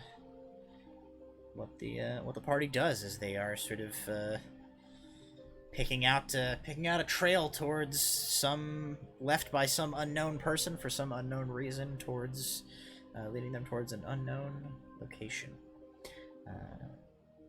be sure to check out Cardboard Castle and Little Dragon Corp, exclamation point Little Dragon, and exclamation point, I believe it is, it's like CCG, I think. They always mess me up. It's CCG for Cardboard Castle. Exclamation point Little CCG gives you a link to that. Exclamation point Little Dragon gives you a link to Little Dragon Corp. Be sure to check them out. Thank you to them for sponsoring us, and we will be back in just a couple of minutes. Stick around, don't go anywhere. Welcome back, ladies and gentlemen. Let me fix everybody's cameras real quick. Some stuff has been happening in chat that I was not aware of as I was engulfed in my DMing for tonight, but little did I know that we have a special event going on during tonight's stream. So if you are just joining us now, which I see a few people have popped in, I did pop something in our Discord like, get in here now. If you are just joining us now, we have a special event going on tonight, and that special event is with the with the exclamation. If you type exclamation point Hardcastle McCormick into chat, you will get a special message from Moobot, which you can see on the screen right now. During this stream only, if we get 5 new subscribers, Chris from Curse of Strahd will record a special video of himself reading the first chapter of Lord of the Rings in a batsuit. So we have hit some subscribers. I would like to amend. I'm going to amend it for every 5 additional subscribers we pick up for the remainder of tonight's stream.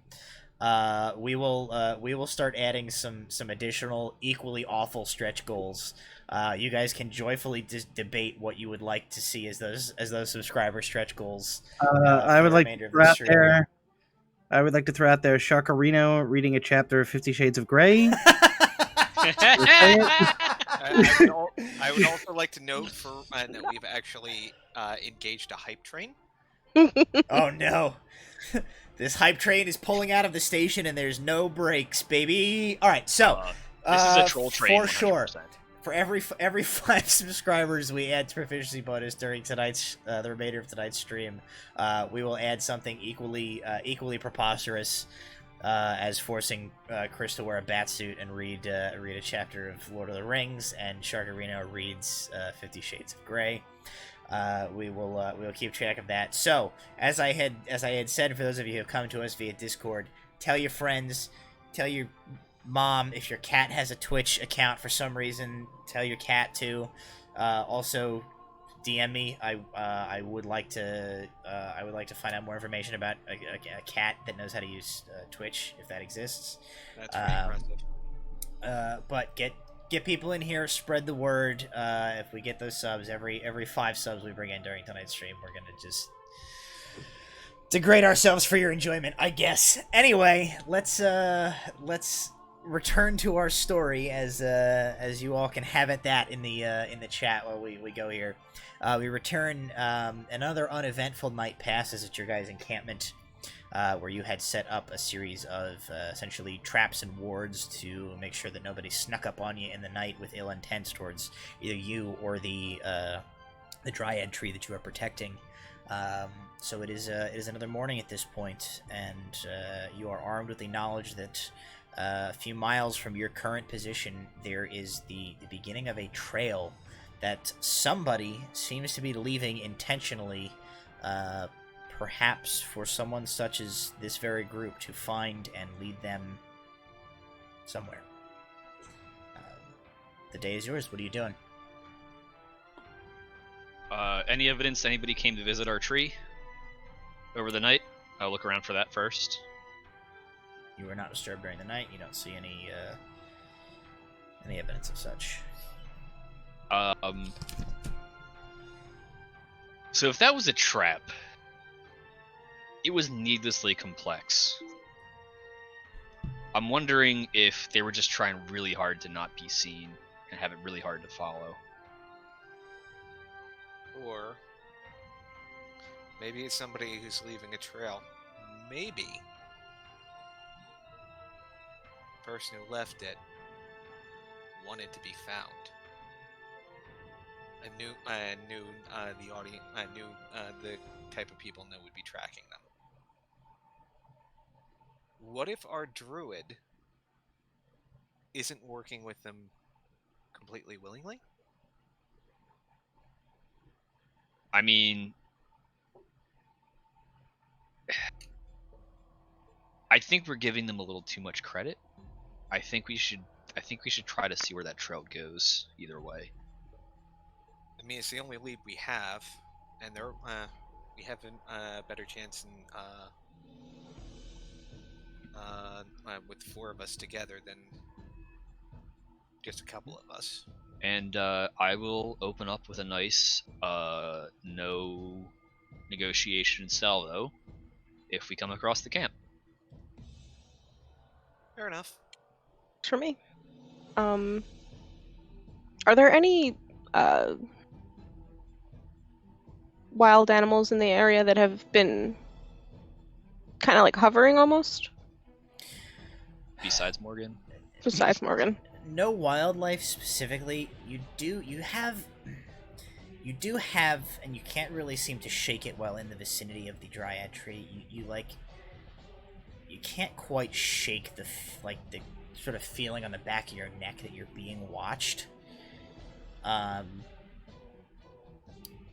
you would sort of know enough, having lived in this forest for enough time, that in a place such as this, that's kind of to be expected, as like there are definitely like fae and probably some like other dryads and stuff in the vicinity of here.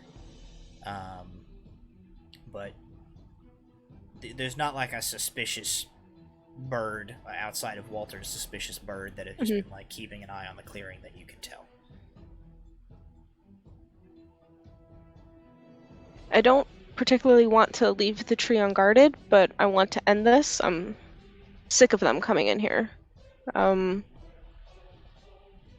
Just trying to think of a way that we could better protect the tree while we're gone. But if the spell Walter did still stands and the trenches are still dug, I'm happy with that, I guess. They're basically just 5 foot deep. It's a 5 foot deep trench. Stay. Yeah. Okay. Our best chance of making sure no more trees get felled is to locate them. So this is our best lead, and let's move with haste and, well, caution, but speed. Alrighty. So you're heading. Oh, go ahead. Sorry, I just want to. It's gonna look and sound ridiculous, but she is so unwilling to leave the tree that she's gonna do it. She's gonna take out more of the cookies and things she had in her pouch and crumple them up and put them around the tree, and just kind of say dandelion or parsley or any of you that were and periwinkle or any others that were at our party. If you can hear me, there's some treats here for you, and if anyone approaches it with an axe in their hand, try to send word through the forest as fast as you can to us. You are, like you said, the ones that see everything. And I'll just walk away. I'm not waiting for them. I'm not whatever. I don't care if I look crazy. I just want to do something. I'm going to see her do that. I'm going to be like, hey, turnip! And I'm going to, like, leave a unusually large, like, corner of, like, a trail ration and just, like, put it on a rock. This one's for you, buddy! Alright, so you guys do that. As you are heading away from the tree, as you guys, like, make your way into the forest, you sort of turn and look over your shoulder.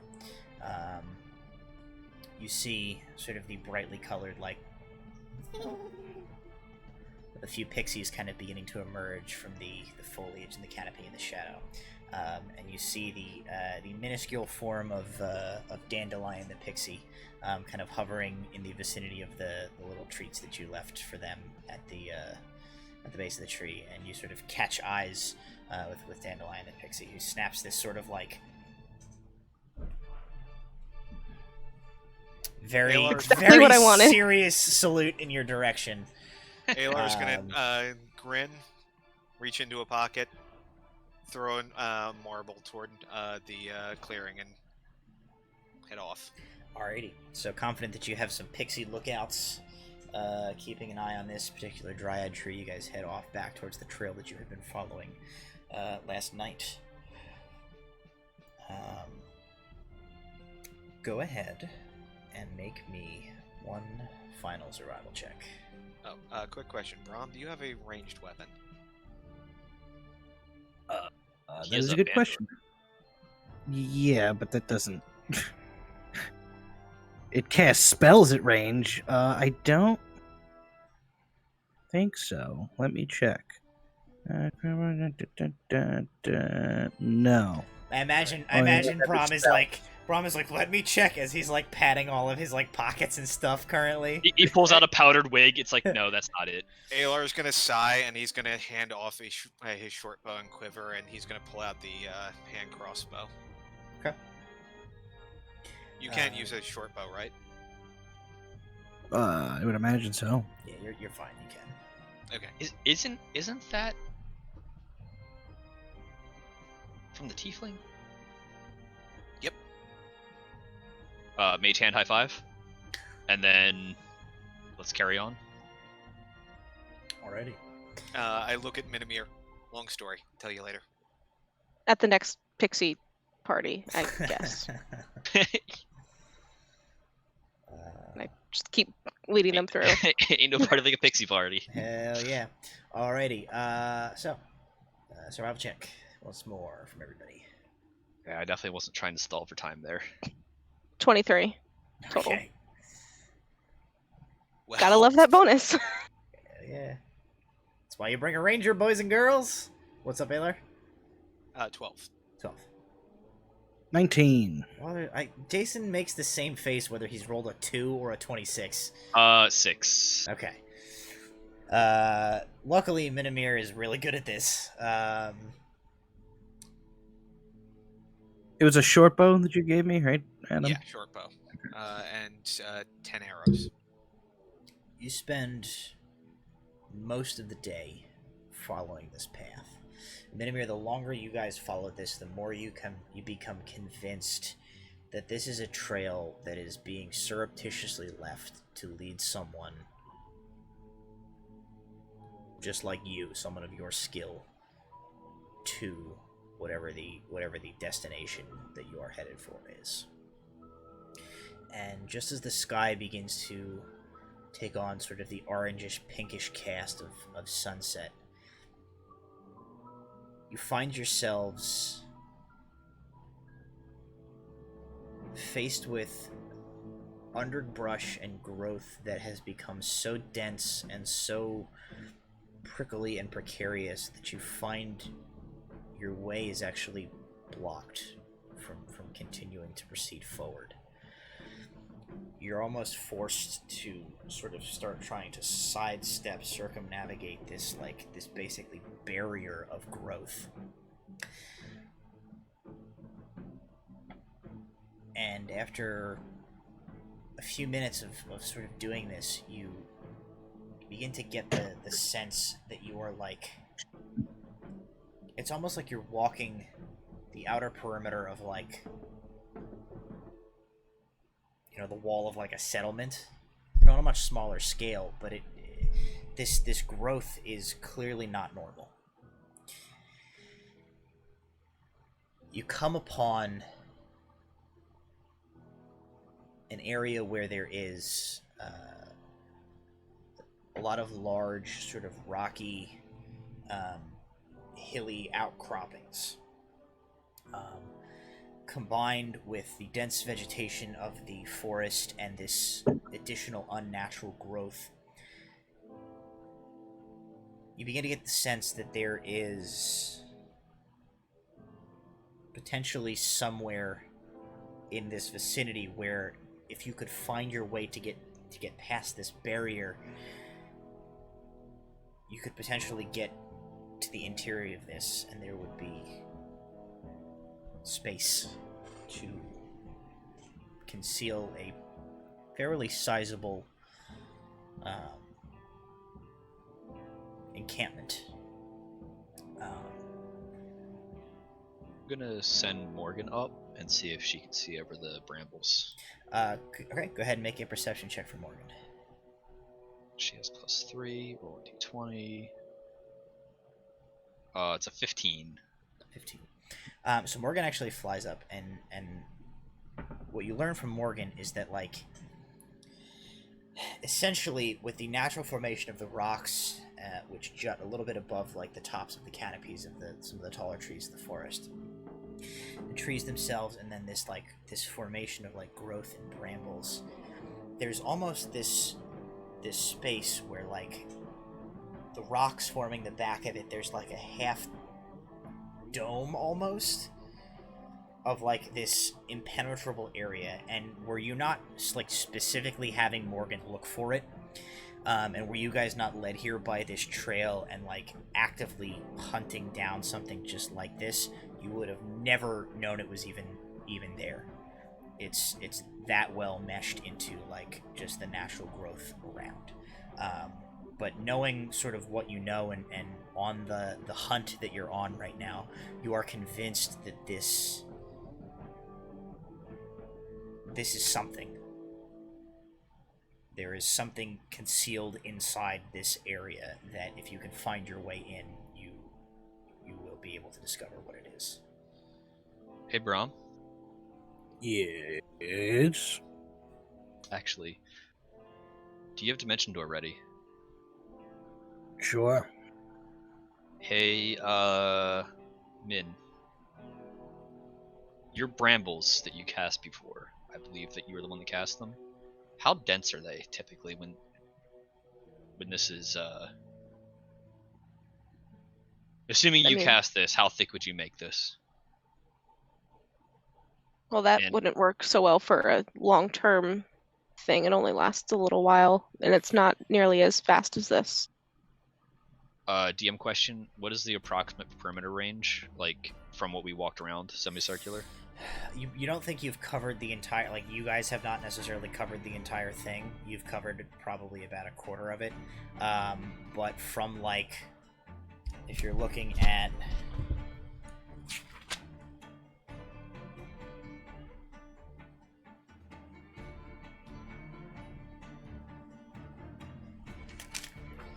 If you're looking at...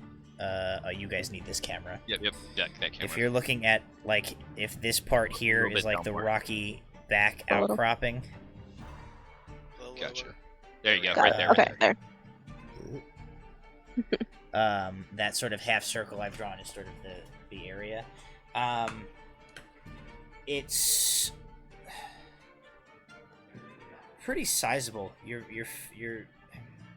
maybe a couple 100 feet probably. Like, it's big enough that like quite a bit of stuff could be inside there. We couldn't cast that. What I can do is a 20-foot radius and only last for a little while. That's fine. They'd have to be casting this constantly. Well, my bigger question is, who's the best at stabbing? Probably Stabbing? debatable. Just stabbing, yeah. I prefer shooting things. Then probably me. Which is just stabbing from far away. So why don't we have, Brahm, if you don't mind, can you Dimension Door about 50 feet past this wall? Straight line. Bring Alar with you. See if we can smoke some people out. We'll be on the other side waiting for them. Aylar, you still have that axe, right? Maybe the axe might be easier to cut a little gap through. Not use the spell. Because if they don't necessarily want to blow a 4th level spell going 50 feet. Yeah, maybe the axe will get through this growth. I don't really want to cut more things, but if they're in there... All I need is an eyesight, and we can ruin their day inside the brambles.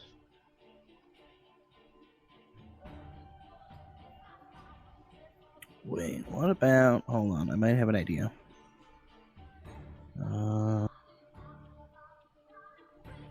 Nope, never mind. Alternative option. I can start digging holes. That is not an alternative option because that's usually always your plan A.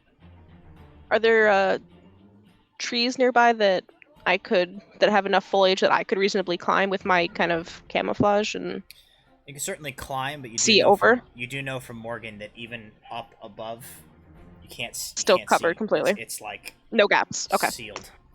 Okay, just checking in case there were gaps that I could just start picking people off through. If building a trap, this would certainly be how I would do so. Probably one entrance. This feels more defensive than a trap.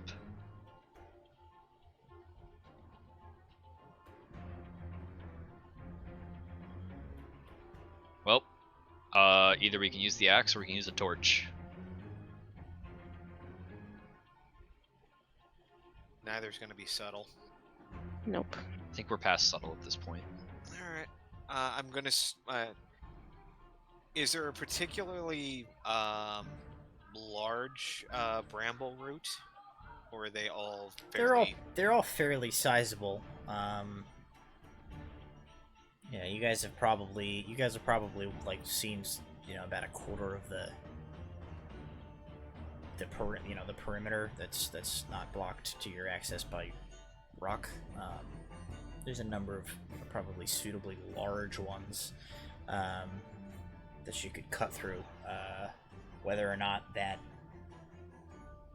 grants you any sort of access, past, it's all very, Do you want to go up to the top of the rock and work our way down? Well, we can continue trying to circumnavigate and see if there's an entry point. It'll be guarded, most likely.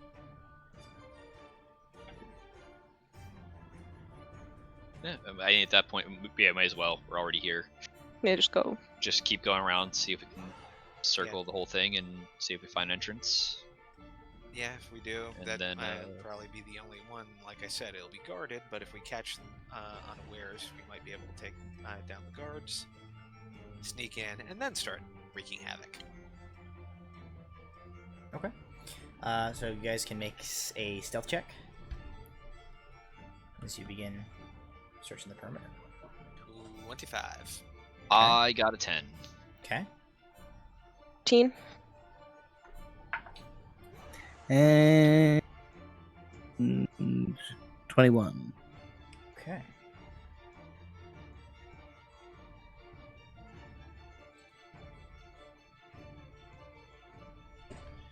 Darn line, beat up bullshit. So the lowest there was a 10, right?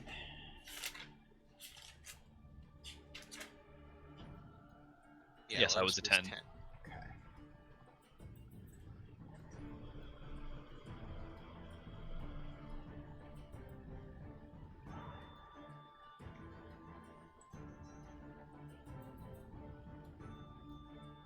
Okay.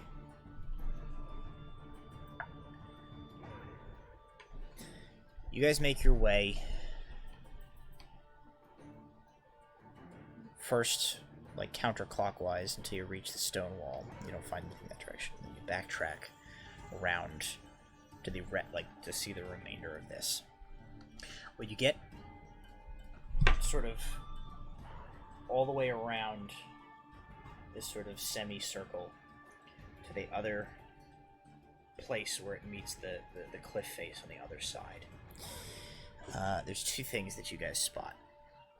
There is a patch of ground that seemingly comes straight out of this like viney wall of brambles and impenetrable growth that is worn away a little bit, as if by many people, or even potentially like carts and supplies and things passing this spot. A little bit away from that, you see a small, just large enough for a person to walk through, break in the rock on the outside portion of where these brambles are. And inside that opening, can just see like the upper shoulder and like side of somebody's head. They're not looking at you, they're like turned this way as if they're like inside that opening, and they're like leaning against the stuff, like the rock wall, and just kind of looking. I'm gonna cast silence centered on their location. Okay. As you do that, they definitely have not noticed you, so let's roll initiative. You guys do have the element of surprise here. Okay, so that is a dirty 20. Okay. 19. Okay. Brahmin, Min? 9. 9 for Brahm. And Min was what? 15. 15. This guy.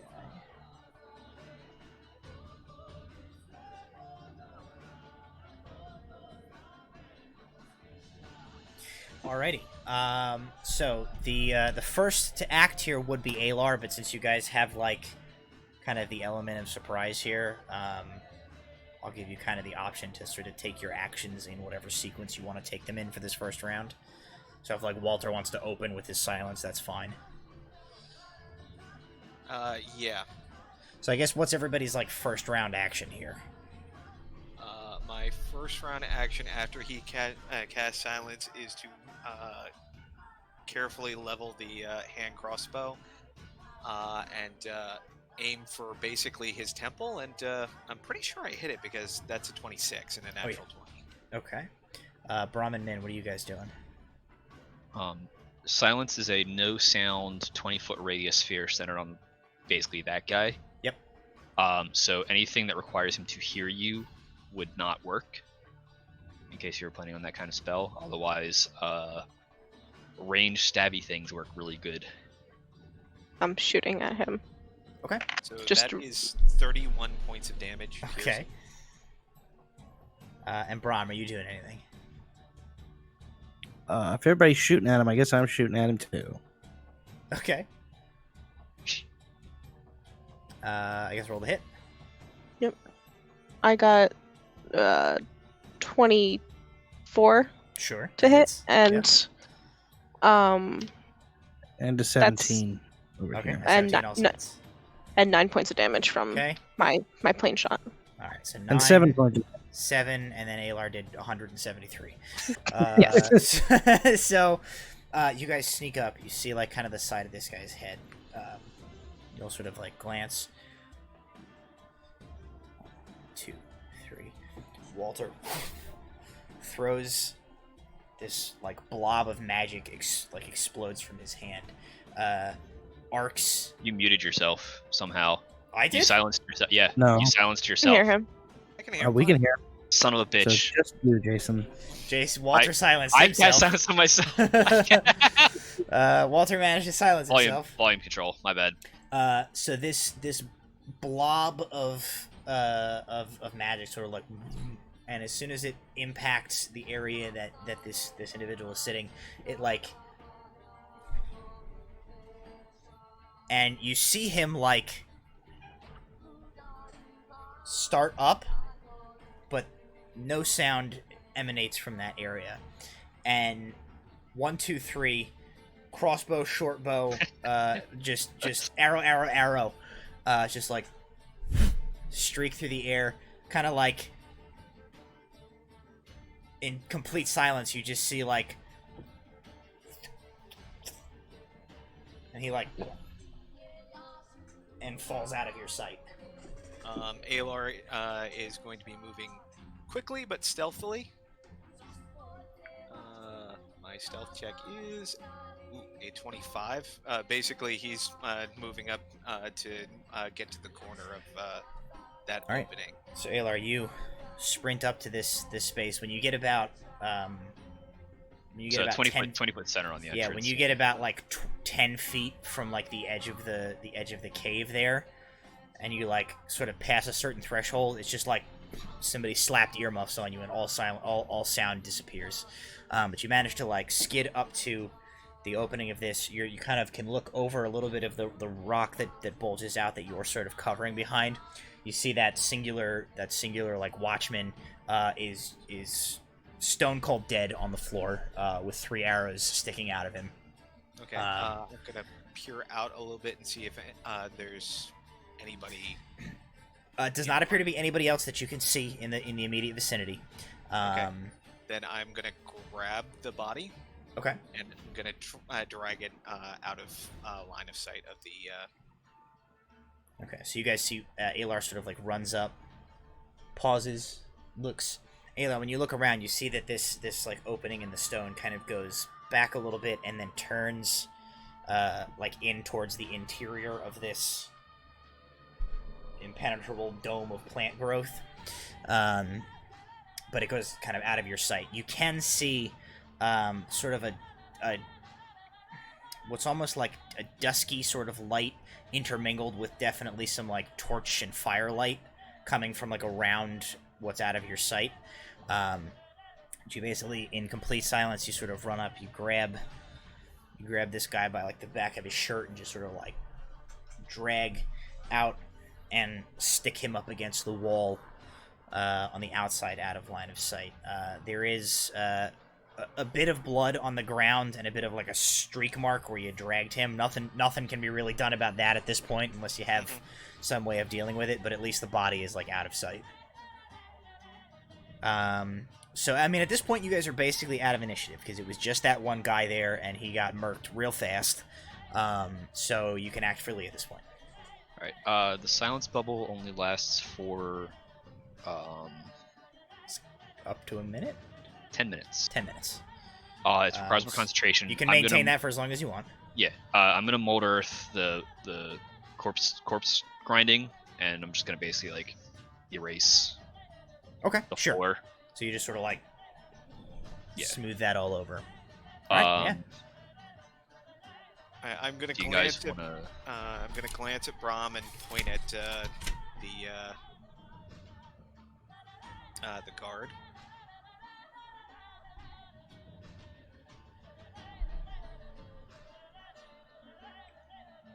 Borrow his face. Oh my god, you've had that thing for 9 million years! What? Borrow his face. Oh. Hey, you remember that I thought thing the thing you have that's like the whole reason you rolled this subclass? I thought he was talking about somebody who was still alive, me shooting them in the face, and I was like, "You're the one who does 1,000 points of damage shooting people in the face." Meanwhile, I'm like pointing and pantomiming because Miming. It's silent. Oh, he's doing it. Ron just keeps like picking up different things on his, but like, at one point, he just points to the hand crossbow at you and just like. he takes his hat off, and he's like, I'm just like, I'm I'm amused, but I'm also like, god damn. I'm not in the bubble. I assume only Alar and possibly after, Brahm like, all are. that. I After all that, imagine Brahm- only I think Alar only is- Alar went into the Oh, bubble yeah, so far. That's why I'm just pantomiming. Yeah. It's just like I point at Brahm. After he does all that, Brahm just gonna be like, I don't know what you want, Alot, but I'm just gonna steal this guy's face. I don't know what you want. Alrighty. I have no idea what he said because it's silence, but You see him start probably. Just- Alrighty, so you pull out your Mask of 1,000 Faces and you are able to steal the likeness of this, oh hi. I've got home. You're able to steal the likeness of this gentleman. what's he armed with? He is carrying a... he's got a short sword, and he has a heavy crossbow. Is he elf or human? He's a human. Alar's gonna pull up his sleeves. Any marks?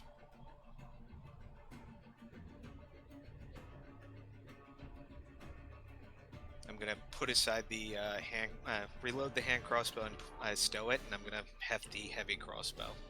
Can I use the heavy crossbow? Be able to. I think that actually might be a martial weapon, so I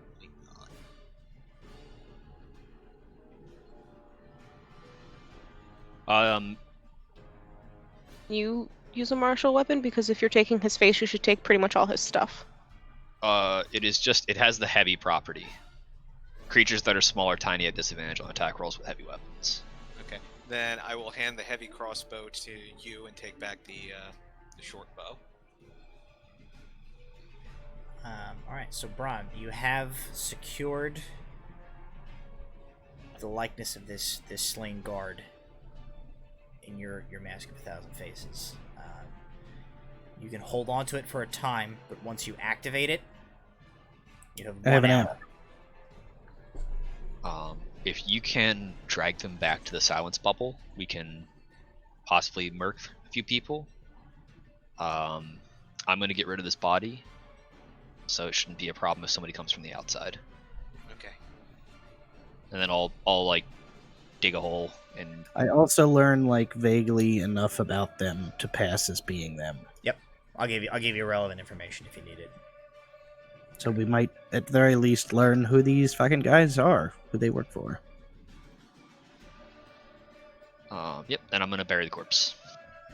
Okay. After we've tossed it for value. I think the body did. After we've taken all the metal and stuff off, yeah. Here? No, you Oh, steal you his steal a shadow. his shadow. You buried a shadowless body. His shadowless body. Most of the bodies I bury are shadowless. Alright, so Walter is hastily sort of like dragging the body off to the side to then like stick it underground.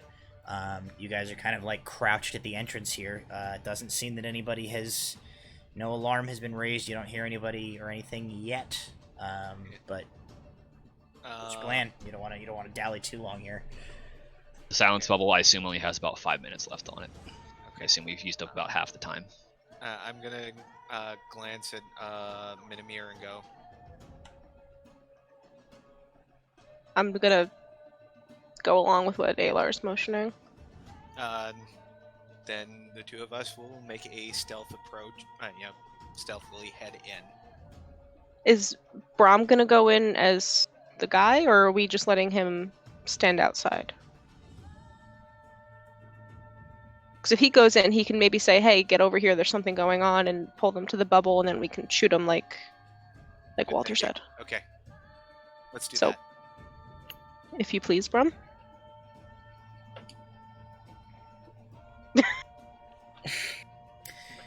You watch as Brahm lifts this sort of blank harlequin-looking mask to his face.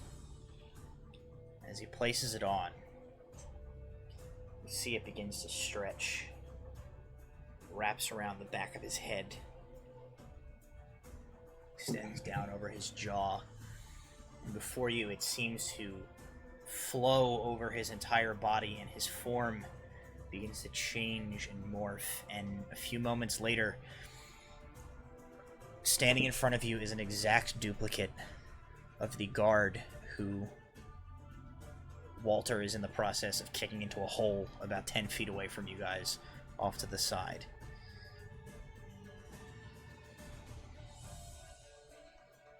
Brahm, you are disguised with your Mask of 1,000 Faces.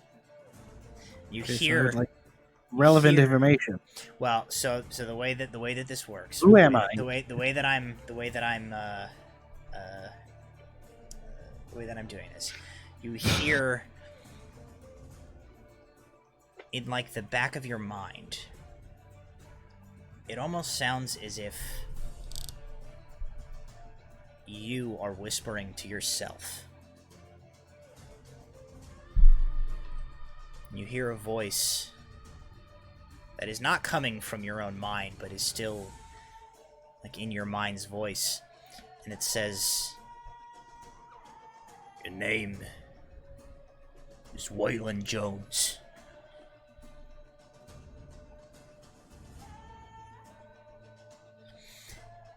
And that voice sort of trickles away into this dull sort of whisper that you can hear in the back of your mind, but you get the sense that basically as you continue to impersonate this person, as you get into conversations with people, as you go about impersonating this person, the mask will feed you information on the fly as you need it. It is essentially the equivalent of having, like, the man in your earpiece. So as you go in and interact with people, and they ask you questions, or you confront them or anything like that, the mask, through this magic, will continue to spool information to you in your mind as you proceed. For now, you immediately know your name is Waylon Jones. Cool. Alright, what are you doing? Alright, so I guess the plan is that I'm going to get the other guards' attention and bring them back here. So I will go into the next room there. Okay. The old changing guard. I'm gonna motion back towards cover. Okay. And I'm gonna go find a shady spot with a good line of sight to attempt to murder the next person. Alright. Is my corpse pile a good spot to ambush the entrance? Yeah, I mean, you guys can basically, like, SWAT team style, kind of wait on either side of the Rocky. Alright, so Brahm, you move forward. As you round that corner, you find that basically what you have navigated here is just sort of a small, like, J-shaped opening in this rock that opens up to the interior of that dome of brambles and growth. Along the backside is just flat stone. There are a few places where there's kind of like an overhang, an outcropping of rock that offers like a little bit of cover underneath the rock, beneath which you do see that some like tents and some rough structures have been set up. But by and large, essentially, it is just like a cliff that this like dome of foliage is covering, and then like the interior is a fully established camp. There are at least 30 tents organized in this area. You see several dozen people kind of milling about, going about their business. Most of them are armed. There is an area where there are a number of carts that look like they probably contain like tools and equipment. As your eyes sort of like scan over some of the individuals in this space, the voice of the mask in the back of your mind and your own voice kind of reads out. As your eyes will sweep over somebody, you'll hear, "His name is Tom Hooper. Gregory Rosewater. Xavier Black." Your eyes settle on one large, red-faced, jowly, sort of portly individual with a large, bushy mustache, and a pretty hefty-looking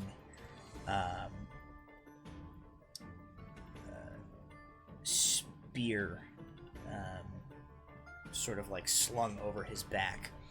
And in your mind, the mask tells you, that man's name is Augustus Luft. He's the boss here. Augustus Loft? Augustus Luft. L-U-F-T.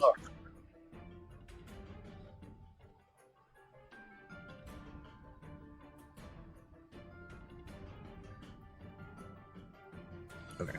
Nobody seems to pay you, like, immediate attention as you kind of step out into this space, but it is pretty clear that there are way more people here than you guys, like, maybe were anticipating. What are you doing? as you're currently standing, like, looking at this So encampment. Here. roughly how many people are there? Hard to say because you don't know how many might be in there's like 30 tents. You see like maybe 15 people like kind of milling around. But there's enough tents and enough space here that there's like, you know, this group of people could be like 5-6 times the size of your party. Mm. Alright, well, I'm going to like act casual, just like going for like a little stretch, and then I'm going to turn back around and go back to the rest of our party. Are you still are you maintaining the silence spell, Walter? Yeah, right. Yes. Yes. Okay. So you do kind of, Brom, you stroll back towards the party, and you do like reach the point where you're now like in the silence spell, like right at the mouth of this.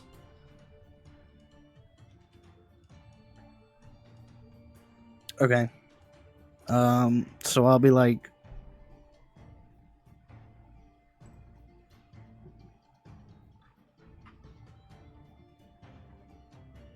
I think he's saying go, go, go. There's a lot of them. So it's just about the time where like I'm concentrating really hard to maintain it, but like I'm out of time on the duration of the spell if he's walked around a little bit. Okay. So the spell just ends. Okay. So Fortunately. you like, with kind of like a sort of like a little pop in your ears, you can hear again. yeah, okay. So here's the thing: is a whole lot of fucking dudes over there. Oh, I maybe don't think that's what that guy's voice sounded like. It is now. Oh well, I didn't know that guy spoke before he got shot in the face 47 times. The magic of your mask is disguising your voice as this guy's voice. So like that's why I did like. Okay, Yep. so Fair enough. he's from the Liverpool region of Yeah, Midland. he's like a whole bunch of fucking dudes over there. In it. Well, what's it like? Like, come over here and we'll draw the layout real fast, and then try to figure out like.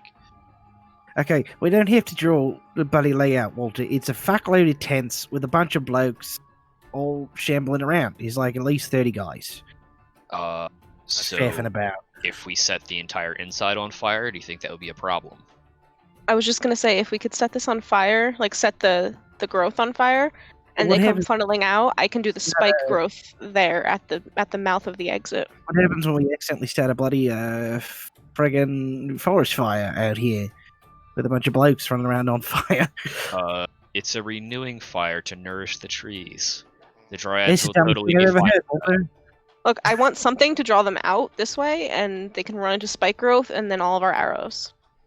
What All right, about me being like, hey, there's a bunch of fucking Go for it. pointy-eared guys out there.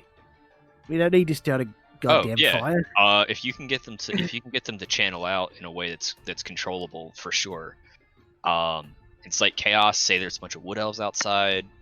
Imply there's a bunch of wood elves outside. Whatever you can do to sow the seeds of doubt and chaos. And then An alarm bell? Yeah, as long as we're prepared, I think it's probably fine. I'm gonna do a quick look around. Near the entrance of the brambles, are there sufficient trees and other things for an effective web spell? You mean like right in the entrance where they're gonna be like running out? Yeah, just past the entrance. How big of a clearing is there?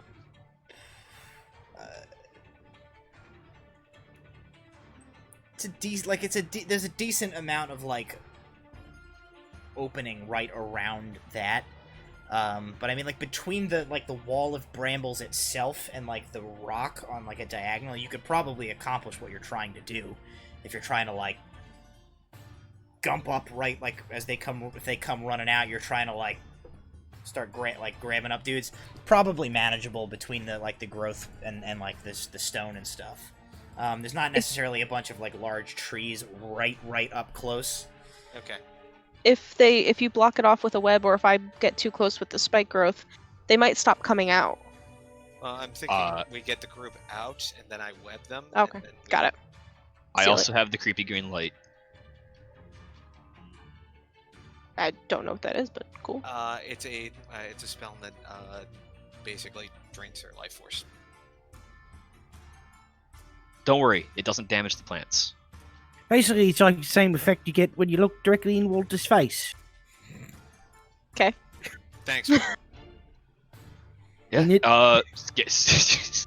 All right. Time's a wasting. We're gonna. Take I want to waste cover. my second spell slot on silence so bad.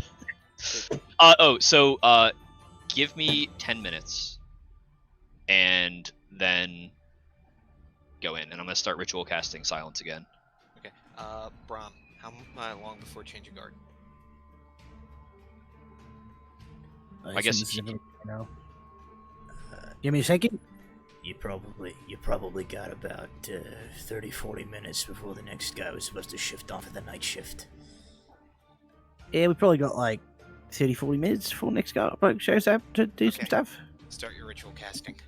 Yep. All right. I'm gonna do the same thing. I'm gonna get ready to ritual cast. So like, if Brahm can time it right, we'll have the full 10 minutes when they start coming out. While he's doing that, I'm gonna ask Minamir to cover me. Mhm. And I'm going to ritual cast comprehend languages, just in Okay. case somebody decides to get squirrely with coded messages in another language. Alrighty. I'm going to, while so they're yep. doing that, I'm going to go, like, I'm still covering Alar while he and Walter while they are ritualizing, but I'm going to step back a bit so that I'm hidden, but I have a clear shot of the exit. Okay. That, like, I'm just going back to my roots of, like, hood goes up to cover my hair, the whole you Sure. can't see me, but I'm gonna kill you thing. Gotcha. All right, so you guys are able to kind of set up your ambush here. Brahm, you wait the appropriate time as Walter is sort of like, Walter, like, between concentrating on setting up his ritual, he kind of glances up to you and like gives you the nod of like, all right, 30 seconds, like, go. The others take their positions. Brahm, you still have about 45-ish minutes left of your Mask of 1,000 Faces there that you can use. Okay, so you should like a quick clarifying question before I go do this. Do we want like all them blokes to come out here? Or we just want like some of them? If you can grab like a posse of like 5 or 6 to like come investigate, I think whittling them down quietly would be a effective use of our time. Okay, I don't know how many times I'll be able to go back to them and be like, hey, those guys are dead. Come check it out. Well, that's what disguise self is for. if you can can appear if to you be can somebody bring else. if you can convince the boss to come out by himself, that might help us the most. That's suspicious. Yeah, it's real fucking shifty, mate. Yeah, I don't think he'll get the boss, but You you use get your one best group- judgment. We can handle maybe Also- 6 people max. Also, it's like I don't know how close this guy was with the boss. It could be like real friggin' weird. Does the map tell him? Maybe they're secret lovers, and he's trying to have like a tryst out in the woods real fast. Well, knows? I don't know that the mask would tell me that much detail, but No, you he believe wasn't. whatever. He wasn't into it. Well, not about that. You can live whatever fantasy you want there, Walter. Not that there's anything wrong with that if he did want to, but I'm just saying that was not the case with this particular individual. Why is my own inner monologue telling me what I'm okay with? I believe the term is closeted, sir. Right. Brahm, do your magic. Okay. Alright. What are you doing? So I'll go back into the camp. Yep. Is there like a group of like 5 or 6 dudes like standing around close enough to each Sure, other? Yeah, you see there is a group about part of the way across the encampment, sort of near a small cook fire. As you look at the group, the mask tells you two of them, two men, part of the group. The mask tells you that one's Marlowe Kepler, the other one's Benedict Horst. And as you sort of like see the other three guys standing with him, the mask says, Leland Jones didn't know those guys too good. And knew on the job contractors. They didn't work for the Magwell company. And as you're sort of like approaching them, the mask is kind of like just quickly sort of like feeding you this information. Like, careful, Marlowe Kepler and Benedict Horst are they're sort of like the Walters of this company. Higher ranking guys. Is there any other groups of dudes who look like they're... That's the only group of the size that you're looking for. There's mostly just like ones and twos and dudes like floating around. Okay. Alright, so I'll walk up to them. They Like, sort of oi! turn as they see you coming. The one that Yeah, the mask so- told you his name is Marlowe Kepler goes like, yeah, what? You has got, bit of a wheel, run the wheel, we be of a problem out on the old, God duty, couldn't think of the word there. I think I might have saw a bunch of them pissed off angry elves, but I don't know. I don't want to be like the guy that called elves, like, you know, Stevenson, who got fired for calling a bunch of elves. So, like, I thought maybe if you guys seem cool, you might want to come over and we could check out the elf stuff, and then there's nothing. If there's no elves, you can go back to your stuff, and if there's elves, we can kill a bunch of elves. Alrighty, you need to make a deception check versus his insight check. I also get a plus you get 5 a plus to that. 5 to it. That's correct. Deception check. If I'm right, that should give you an effective plus 11. That is a 35 because I rolled a nat 20 and I have a plus 10 plus the 5. God Almighty! Yes. I believe it, and I didn't even hear it. So I'm starting to think that I am this man. So Marlowe Kepler kind of looks at you, and his eyes go wide as you say this, and he goes, "Bloody hell!" He said, "If that fucking druid betrayed us." Right, come on, boys. Nods to the guys around him. He goes, "Lead the way, Jones." He points at one of the other guys. He goes, "You go tell Loft." Maybe we don't. I don't know that we want to. Like I said, Stevenson called elves when there wasn't elves, and that guy got his balls shoved up his ass. So we Yes. don't want to. Just lead the way, Jones. Come on. Okay, here we go. Some bikes are over here, ain't it? All right, and as you begin to lead those guys off, one of the gentlemen heads off to go alert Augustus Luft, the guy in charge of the camp here. The other 4 come with you, and you head out towards the waiting ambush of the remainder of your party. That is where we'll call an end to tonight's episode. All right. Okay. Tune in next week where Brahm can't do an accent that doesn't flow between like Cockney and Australian. Alrighty. Well, thank you guys for joining us tonight. Thank you at home for watching. Oh, we got a bunch of viewers in there. Thank you for all of the subscriptions tonight. We'll total those up. I think we definitely hit our first goal. We definitely reached. We reached 10. We definitely reached 10. So we will be putting on a couple of preposterous bonus prizes for you guys for throwing all those subs at us. So I definitely appreciate it. Thank you to our sponsors, Cardboard Castle and Little Dragon Corp. Be sure to check both of those guys out if you have any gaming or like dice needs or anything like that. Especially with Little Dragon Corp, you can use our code PROBONUS at checkout for a 10% discount on your order. And with that, think that covers all of our business, and we'll catch you same time next week right here on Proficiency Bonus. Have a good night, everybody. Bye.